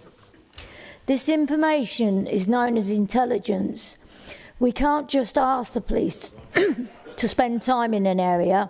It just doesn't work like that. Police resources are thinly stretched, and these bikes are not just in Oldham. Vulcan, Hurricane and Avro all have something in common.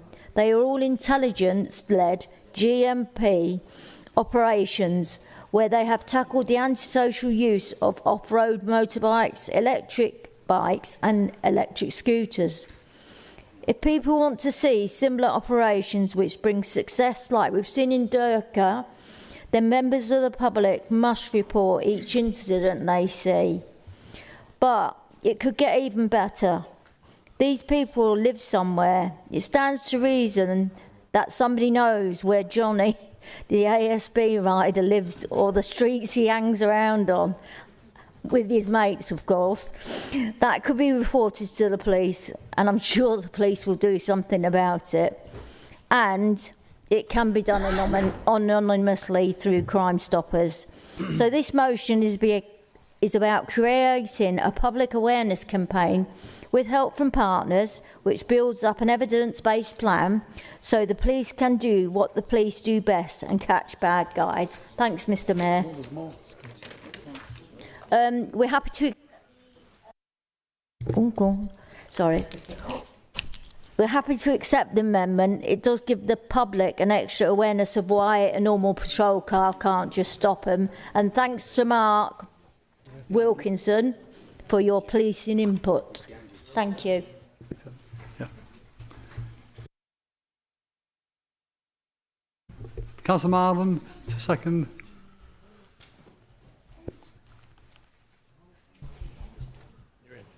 I'm in. Thank you, Mr Mayor. I rise to second this proposal and to add an additional perspective when you're considering this motion. Whilst it is recognised that criminals often use e-bikes and scooters for antisocial behaviour or other offences, there are many other which are used for purposes other than criminal activity. How many of us or colleagues here have used an e-bike or scooter ourselves, have purchased one as a present for a loved one, or know a friend who uses one to get around town or just commute 10 minutes to work? If found, police will seize these machines under Section 165 of the Road Traffic Act, and they will be destroyed. With no insurance, no mandatory wearing of helmets and no licence, is it really any wonder why this stance is taken? To put this into reality, here are the brief details of an incident that took place earlier this year in Manchester. 2 teenagers took the decision to ride on an e-scooter. A crash ensued and Jacob, who was the pillion passenger and just 14 years old, died minutes later. His family is now rightly campaigning for regulations to be introduced to prevent further deaths. So if there is a message that you can share with your communities, it is this. Please tell them that e-bikes and scooters are illegal for use on public roads unless they are hired through an authorised rental scheme. The only nearby rental scheme is in Salford. Please do not consider buying them as Christmas gifts for your loved ones, or they may never come home, just like Jacob. So I ask you to all please support this motion and help to increase awareness of this illegal activity. Thank you, Mr Mayor.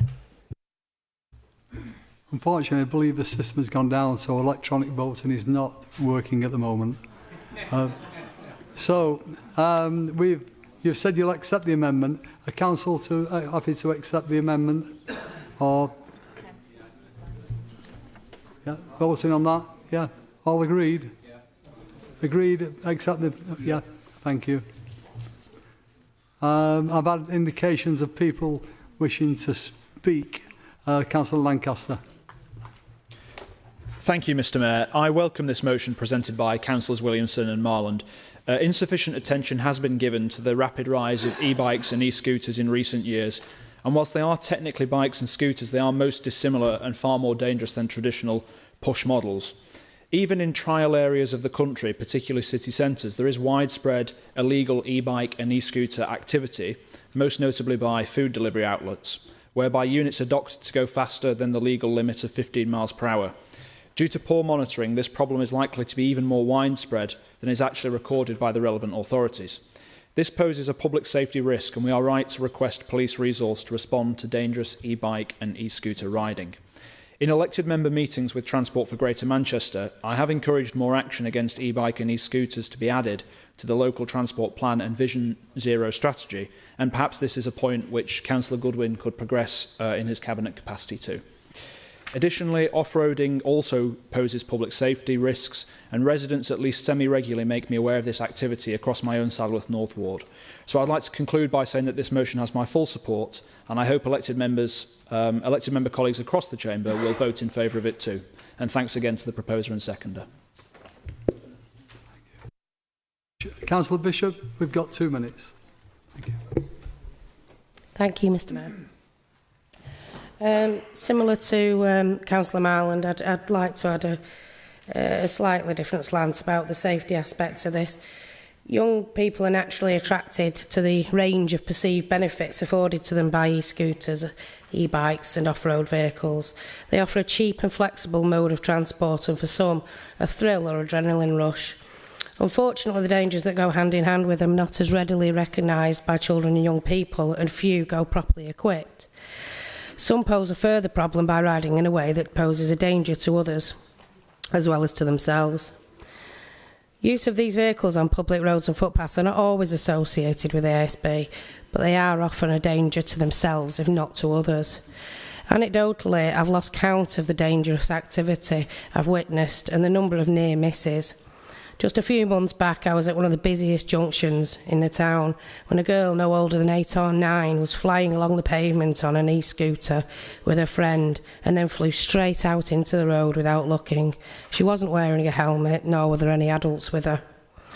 Just a week ago, a young man on one of those little squashed motorbike things, the mini ones, came flying round a blind bend on the wrong side of the road. And I'm sure all drivers in here can relate to these experiences. They've seen these things when on the road. In 2024, nearly 2,000 casualties involving e-scooters, and whilst figures for e-bikes and off-road bikes are not quite so easy to extrapolate from the data sets, it is clear that they enter the tens of thousands, and that number is steadily rising due to their increasing prevalence. On top of this, we have young people being exploited and coerced into using their electric bikes to further the criminal activities of adults. We have seen overwhelming evidence of this during Operation Vulcan. Furthermore, we need to look at ways of providing more facilities and resources for young people receiving e-bikes, quads and scooters as gifts, to be able to ride them in safe spaces and providing more affordable, preferably free public transport for them. With focus as well on parental responsibility in education. So I support the motion in the same way that I support any initiative that will make our roads and our young people safer. Thank you. We now move to the vote on the motion as amended.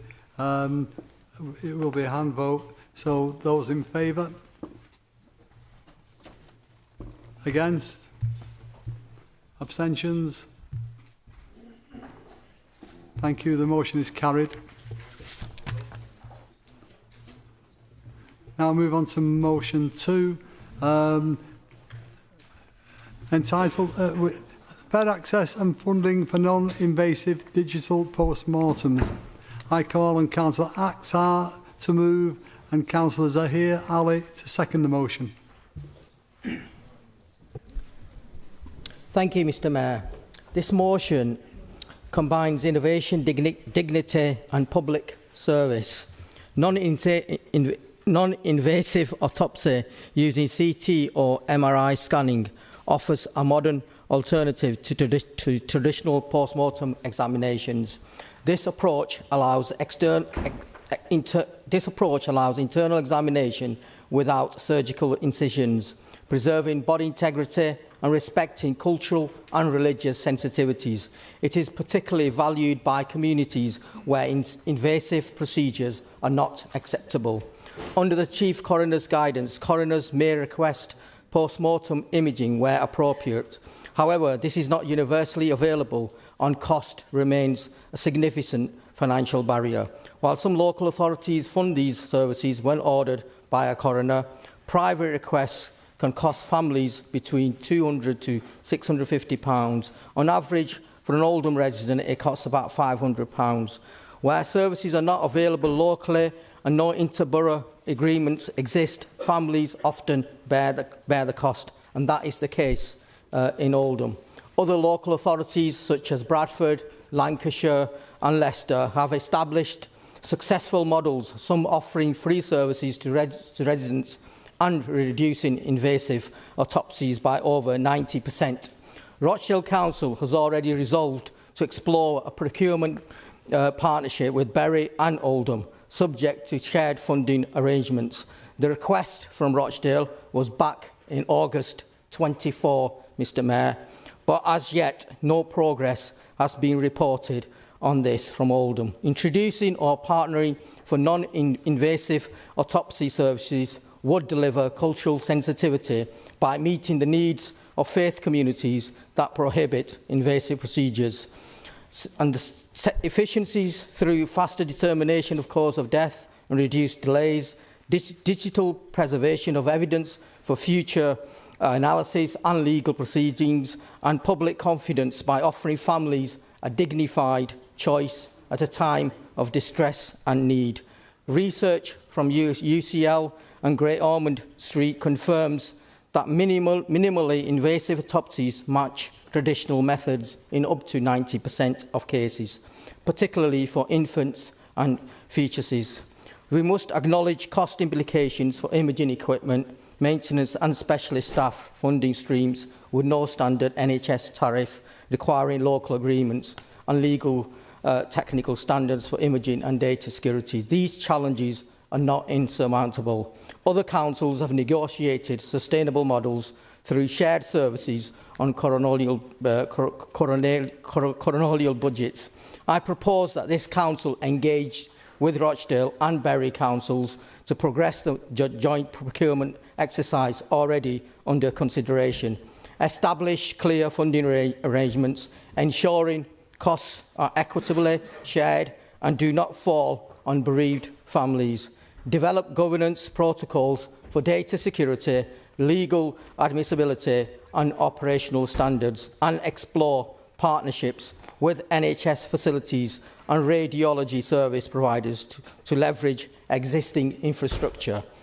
This is an opportunity to lead with compassion and innovation. By investing in non-invasive autopsy services, we uphold dignity, respect cultural diversity and modernise our approach to public health and forensic investigation. I urge members to support this initiative and authorise the next steps in procurement and partnership. Thank you, Mr Mayor.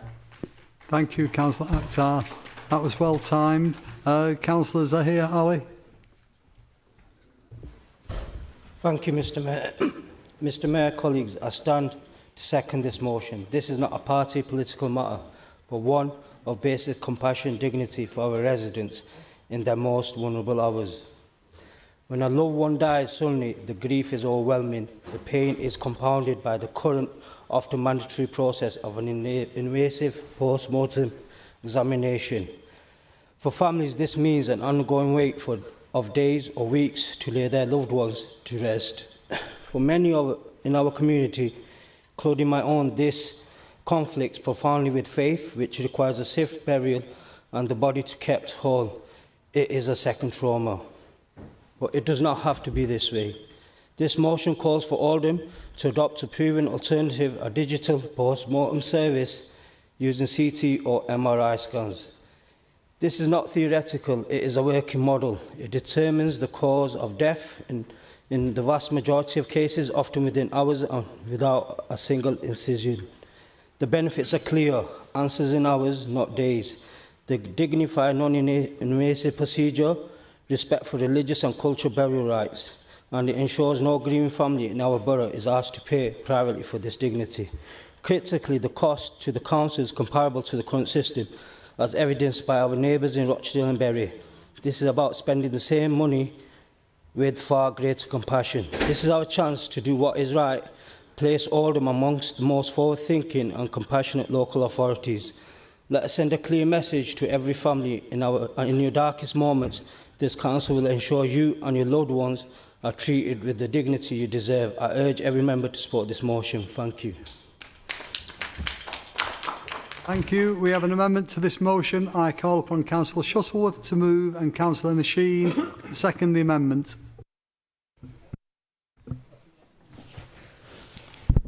Thank you, Mr Mayor. Mr Mayor, it's my pleasure to rise to speak on this amendment, as our amendment is designed to clarify that Oldham is already doing most of what this motion asks for. The motion acknowledges that we've agreed a joint procurement with Rochdale and Bury for a shared digital post-mortem facility due to go live in 2026. Rochdale Council have already taken a report through their process, which can be shared with everyone if they haven't already seen it, and I'm told we'll be bringing a similar report through when appropriate. This is a significant step forward and aligns with best practice nationally. However, we do need to clear a few things up. First, the coroner is a statutory officer independent of the council. We cannot instruct them to pay for private scans before the new facility is operational. The current wording of the motion suggests otherwise, and that's simply not possible. Secondly, we cannot force the coroner to come to a scrutiny meeting. We can ask for an update, but they are entitled to say no. So we shouldn't commit ourselves to yearly reports that we can't guarantee. Through our work with Rochdale and Bury councils, we will be delivering a compassionate solution that respects faith requirements and future-proofs the service against a national shortage of consultants able to perform invasive autopsies. Please keep the focus on what we can control and continue working with partners to make this happen. Please support the amendment. Thank you, Mr Mayor. Thank you. Councillor Sheen, we have 2 minutes. Thank you. I'll just formally move the amendment. Thank you. Does any member wish to speak on the amendment? Councillor Akhtar. Thank you, Mr Mayor. Happily accept majority of the amendment, but I do have issues in terms of that we're actually doing the most of it. Had we been doing the most of the actions, then there would be no need for this particular motion to be placed tonight. Because Rochdale's request came back in August 24, and now we're in November 25, Mr Mayor, and that's 15 months. And surely we can come to a conclusion and a decision far swifter and quicker than that. Happy to accept the amendment. However, I would urge the Council to ensure that the changes are made in the early part of 2026 and not in the latter part of it. Thank you, Mr Mayor. Can we move on the vote for the amendment then? Get this closed out. Yeah, thank you. In favour? That's unanimous, it would appear.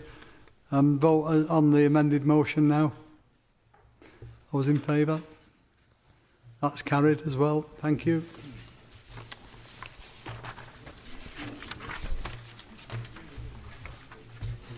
Now move on to motion 3, protecting community cohesion and public services from asylum accommodation in Oldham. I call on Councillor Woodbine to move and Councillor Arnott to second. Thank you, Mr Mayor. 2025 has seen over 25,000 people crossing the Channel on small boats alone. Since July 2024, over 50,000 people have crossed the Channel, leaving immigration policy under this government in tatters. Since the Labour Party formed the UK government, there have been a record 111,000 asylum claims.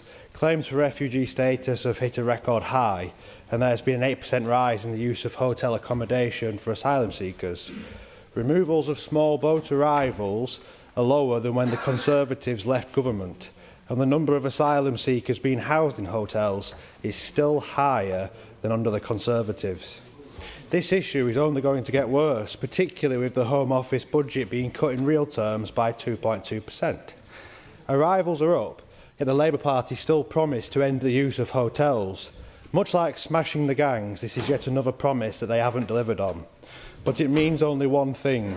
They will start using housing stock, potentially social housing, pushing local people further down the waiting lists, or even consuming the rental markets. It was widely reported in the Daily Telegraph that Serco are actively considering using non-hotel accommodation in Oldham, and this Conservative group have long been seeking clarification on any plans to house illegal migrants and asylum seekers in our borough. No such clarity has been forthcoming. Thankfully, this council has adopted the Conservative group's policy of introducing a borough-wide Article 4 direction, but this remains concerning considering the increase in HMOs across Oldham in recent time.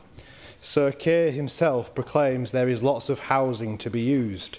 I fear Labour here will bow to Labour in Westminster. This council is the democratic voice of our towns and villages, and we should have a say in how any accommodation needs are managed and delivered. Therefore, we should follow the lead of Conservative-led local authorities in seeking legal advice and challenging Home Office contracts. Senior Conservative politicians have visited France and witnessed first-hand the shocking situation. In some cases, shootings, stabbings, machete attacks, sexual assault, not to mention the litter strewn across the beaches. While I realise the Deputy Leader of the Council, Councillor Taylor, is in favour of this coming to Oldham and Saddleworth, I am not, and I believe this council should seek to protect community cohesion and public services. This is not some distant problem. It strikes here in Oldham, and we are seeing strain on schools, housing and health services.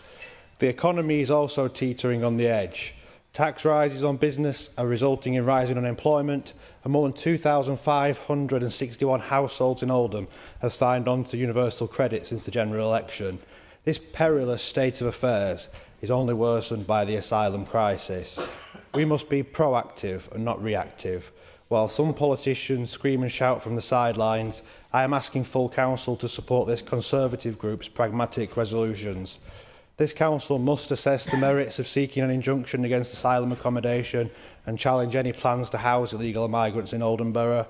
We must also call for proper consultation and put on record our deep concerns about the disproportionate pressure this will place on local infrastructure, services and communities by writing to the Home Office and Ministry of Local Government, Housing and the clues in the name communities. And finally, this is the perfect opportunity to take the practical step to protect this council while it's in draft form by introducing the strictest possible limitations on housing hospitality stock being converted to asylum accommodation in the Oldham local plan, which will make success at the High Court more likely if necessary. Thank you, Mr. Mayor.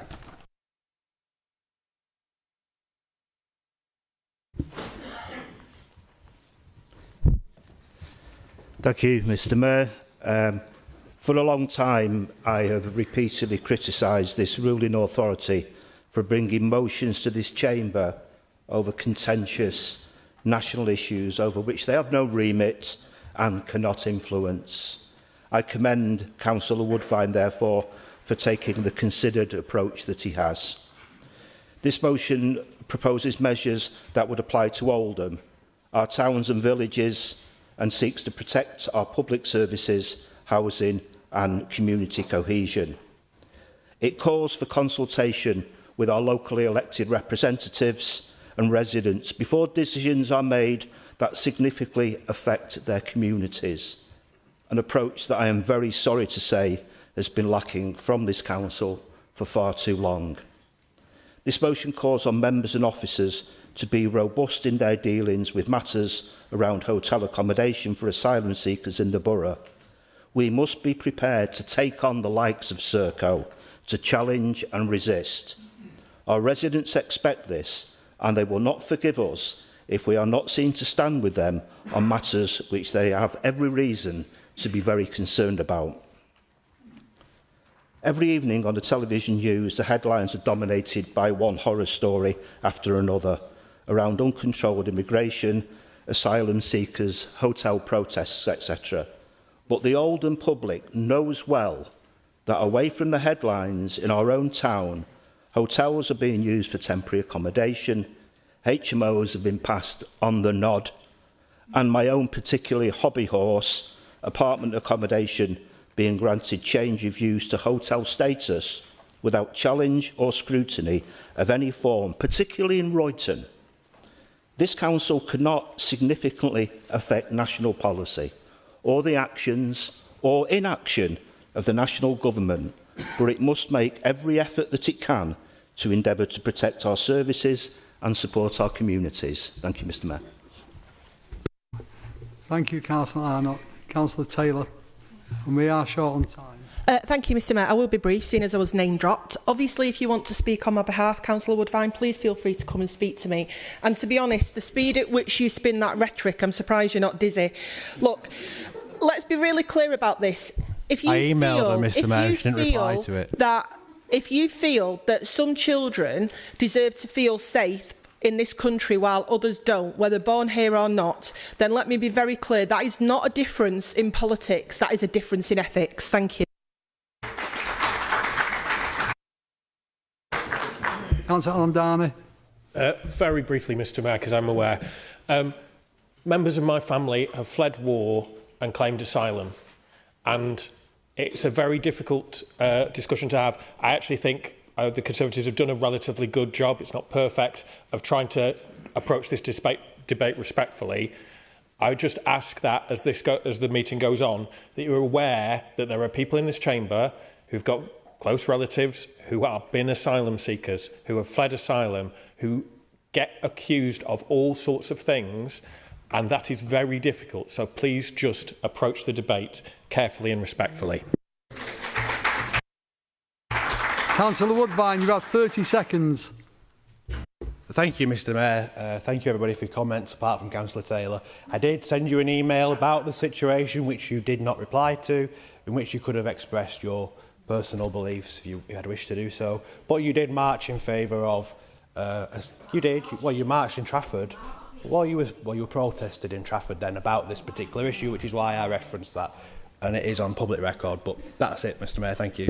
Thank you. We need to move to the vote. Those in favour? Those against? Abstentions? The motion is lost.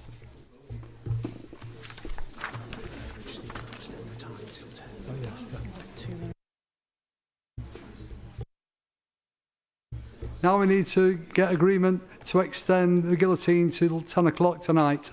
Those in favour? Yep. Agreed. Thank you. Motion 4, stop the boats. I call on Councillor Quigg to move and Councillor Wilkinson to second the motion. Mr Mayor, I do find it extraordinary, just to raise a point of order, that we have been given 2 minutes to discuss this, given such an important issue has been debated. And I do think it's an abusive position that tonight we've been given very little time to discuss this.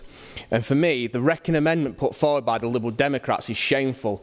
But let me just say, from Shaw to Saddleworth, from Royton to Chadderton, let that be heard that the people of this country are sick of foreign courts telling this country what to do.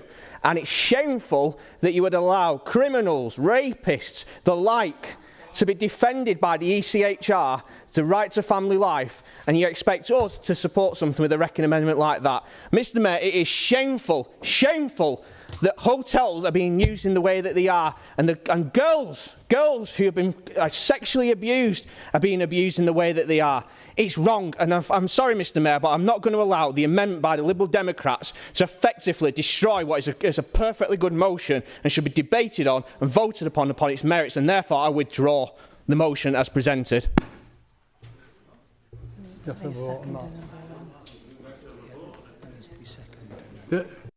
Seconded. Do we agree? Does the council agree to the motion being withdrawn?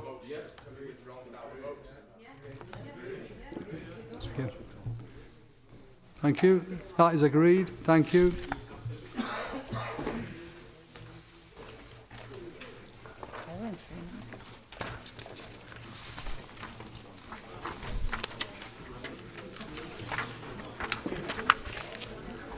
Page 28.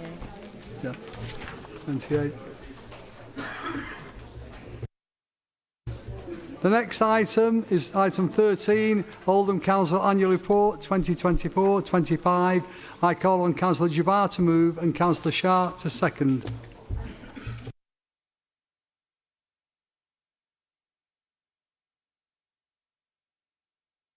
Apologies. Item 12, Members Allowance Scheme 2025-26. I call on Councillor Jabbar to move and Councillor Shah to second the report. Move, Mr Mayor. Does any member wish to speak?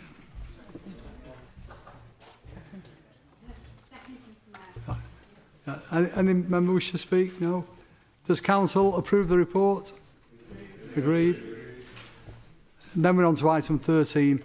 Oldham Council Annual Report 2024-25. Councillor Jabbar to move and Councillor Shah to second. Move, Mr Mayor.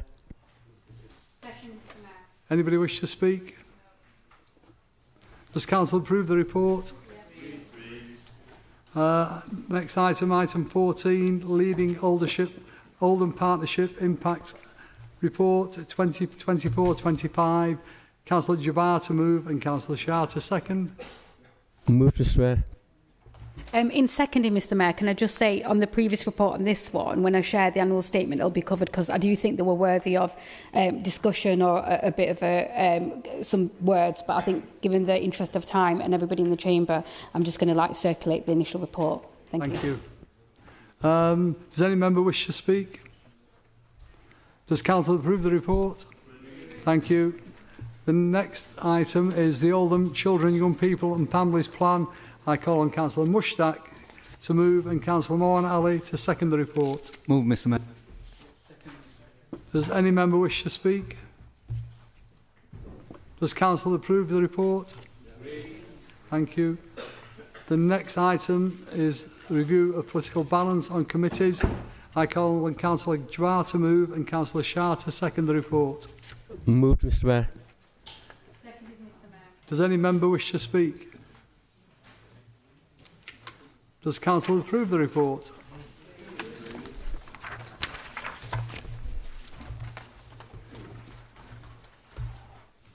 Item 18, independent member of the Audit Committee. I call on Councillor Jabbar to move and Councillor Shah to second the report.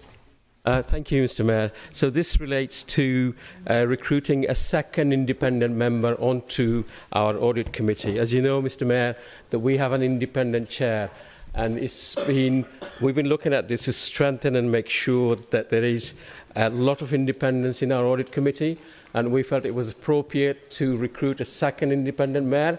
So we engaged in an extensive recruitment, and after this recruitment process, independent Mayors. mayor, No, member. Mr Mayor, I am sincerely sorry. What I meant was independent Audit Committee member. I'm really sorry. So after a long, extensive recruitment process, what we're suggesting this evening, Mr Mayor, is to appoint Mr Stuart Green as an independent member to the Audit Committee. And if Council is minded to approve that, then my second recommendation, Mr Mayor, is to appoint Mr Green as a Vice Chair. So our current Chair is independent, and we'd like the Vice Chair also to be independent. I hope everybody can accept that. Thank you very much.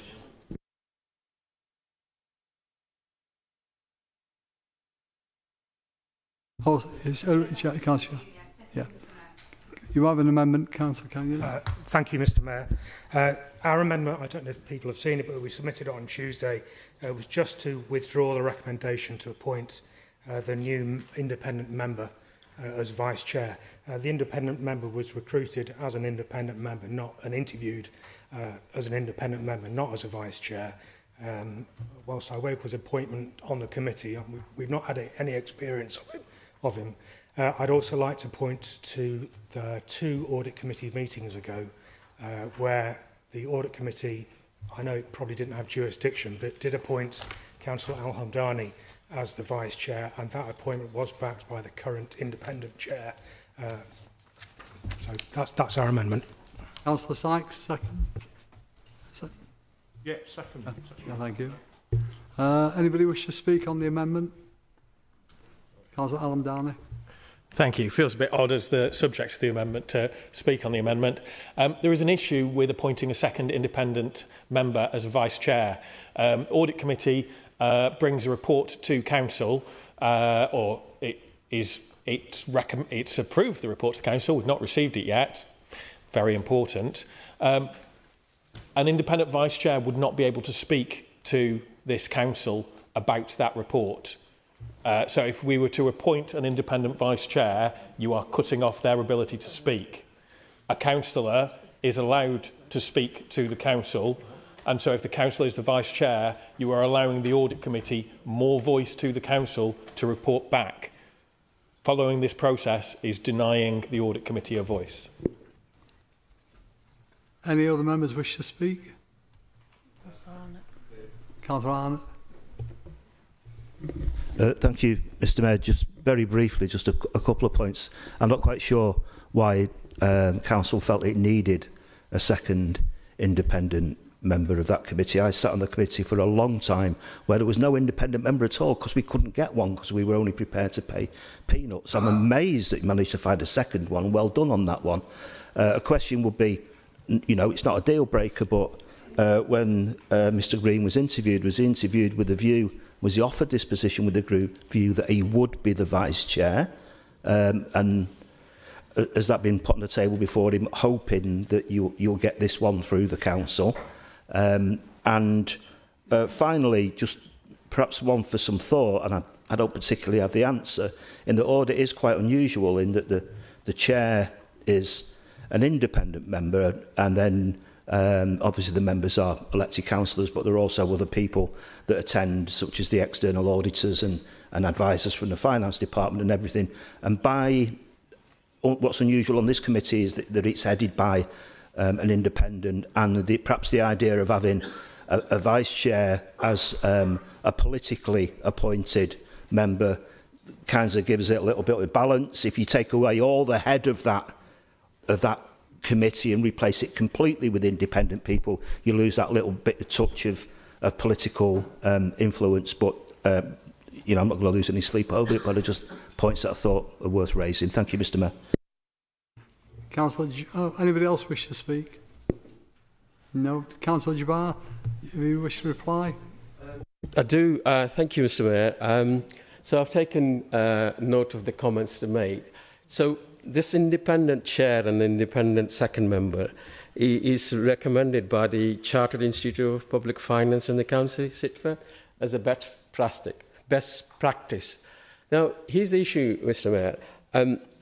I've given the chair of the independent committee the full authority to go and look at whatever he wants to do in order to make sure that our audit committee functions properly. And I have a regular meeting with him, and before the last meeting, I had 1.5 hour meeting with him.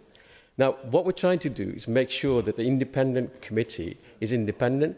We don't want political interference. Now, the point Sam makes about a report here, so usually it comes under my name because I'm the cabinet lead for that. But any member of the audit committee in this chamber can speak on it. So it doesn't prevent anybody. And I think the reason why we went to this trouble, and I think officers have done a fantastic job to find a second independent member with a very small remuneration, I think we should accept this recommendation, because what we want to do is make sure that the chair and the vice chair can look into any work of this council in the way they want to, with best practice in mind, so that the council functions as a great organisation. And that's where we're coming from, Mr. Mayor. So I've taken the notes, both what Sam's made and what Dave's made, but I honestly think this is the best practice and you should accept it. And if you've got any points that you can raise it here when the report's made. There is no restriction in a committee member of the audit committee raising anything in this chamber when a report comes. So I'm happy to leave it at that. And insofar as the last or 2 committees ago when they appointed the vice chair, they haven't got that authority. It's not in the constitution for them to do that. Only the council can appoint chair and the vice chair of the audit committee. Thank you, Mr. Mayor. Before I call Councillor Kenyon back in, could I just ask a question? Is there any additional remuneration above being for being the vice chair against being just an independent member? Very small, Mr. Mayor, but so there is a very small vice chair remuneration that we used to give to the councillors when we didn't have an independent chair. So I assume they will have that. But insofar as the recruitment process is concerned, he wasn't offered the vice chair position because he couldn't have been, because it needs approval of this council. Before we could do it. That wasn't part of the recruitment process. Thank you. Would you like to? Thank you, Mr. Mayor. Just for the sake of clarity, our amendment, and it doesn't include sponsorship of Councillor Al-Hamdani as the vice chair, but just as a budget-saving measure, we're clearly not interested in any remuneration for that position, and we'd waive that, and you could save that money and stick it to the 23 million. But also, I'd just like to stick on the SITFA recommendation is just to have a second independent member, not an independent vice chair.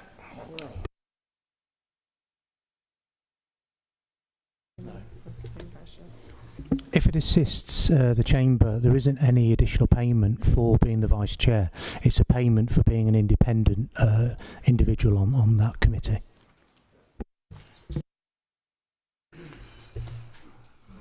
Right, we'll go to the vote on the amendment. Those in favour of the amendment? Those against?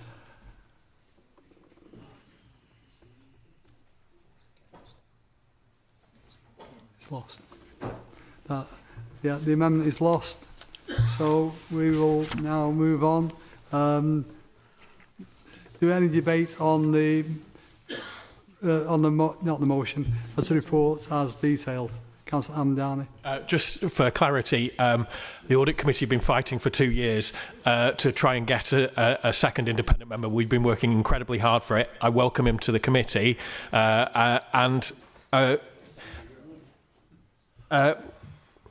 Sorry?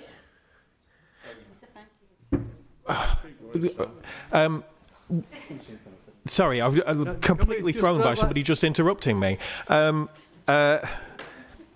Sorry, the point I wanted to make is the SIP for recommendation is for 2 independent members. It's not for an independent chair and an independent vice chair. And I just thought that purely by accident, that a misleading statement had been made. Anybody else wish to speak? You've got a right to reply in a minute. Can I just say that people talking in the chamber, the acoustics are that good, it does go around. So if people could avoid doing it unless it's necessary. I know I speak to the people at the side of me, but yeah, please try and avoid that. Councillor Jabbar, you've got a right to reply. No, so there's nothing misleading, Mr. Mayor. What was misleading was people voting for a vice chair at the committee when they knew full well they didn't have the power to vote for a vice chair. It's a function of this council to appoint the chair and the vice chair. So that's what was misleading. Listen, I accept the work that's been done by the Audit Committee and appreciate everybody who puts in a lot of hard work and asks a lot of questions. That's the whole purpose. So I thank you for that. Let's draw a line. We'd like this second independent member to be appointed, and we'd like him to be appointed as also the vice chair. Thank you, Mr. Mayor. Move to vote on the report as written. Does Council agree the motion? Against? That's carried then. Thank you. Believe it or not, that concludes the business. Sorry, Mr. Mayor. Sorry, I hope if you can indulge me for a second. I, as a leader of the opposition, get a couple of questions. I'm sorry. I hope just because we've got some time left, could I ask one? Could I ask one question rather than my 2 to the leader, if the leader would indulge me? It's very important. It's very, very important, and you know, it's really just one question. We would agree. I can email it, but it's very time sensitive. So if the leader can say, "Oh, you'll email it and then you'll reply to me by tomorrow," will you, Councillor Shaw? Will you? You'll reply tonight. That's fine. As long as I get that, it's absolutely fine. I'm sorry, don't put words. When did I said reply tonight? No. Did you say that? Abdul, do you want to reply? I want to go home and get some rest. What I will do, Mr. Mayor, is if I do receive an email, I will obviously look at it, and depending on, because it says time sensitive, if I do believe it to be time sensitive, then obviously I will do my best to reply tonight. I will say that. I will make that commitment. But if I do not, then I will definitely reply tomorrow morning. Thank you so much. Thank you. Right. Thank you. That concludes the business for the meeting. But I've got a little note here. Please ask members to leave cards and the chargers at their desks, please. Thank you.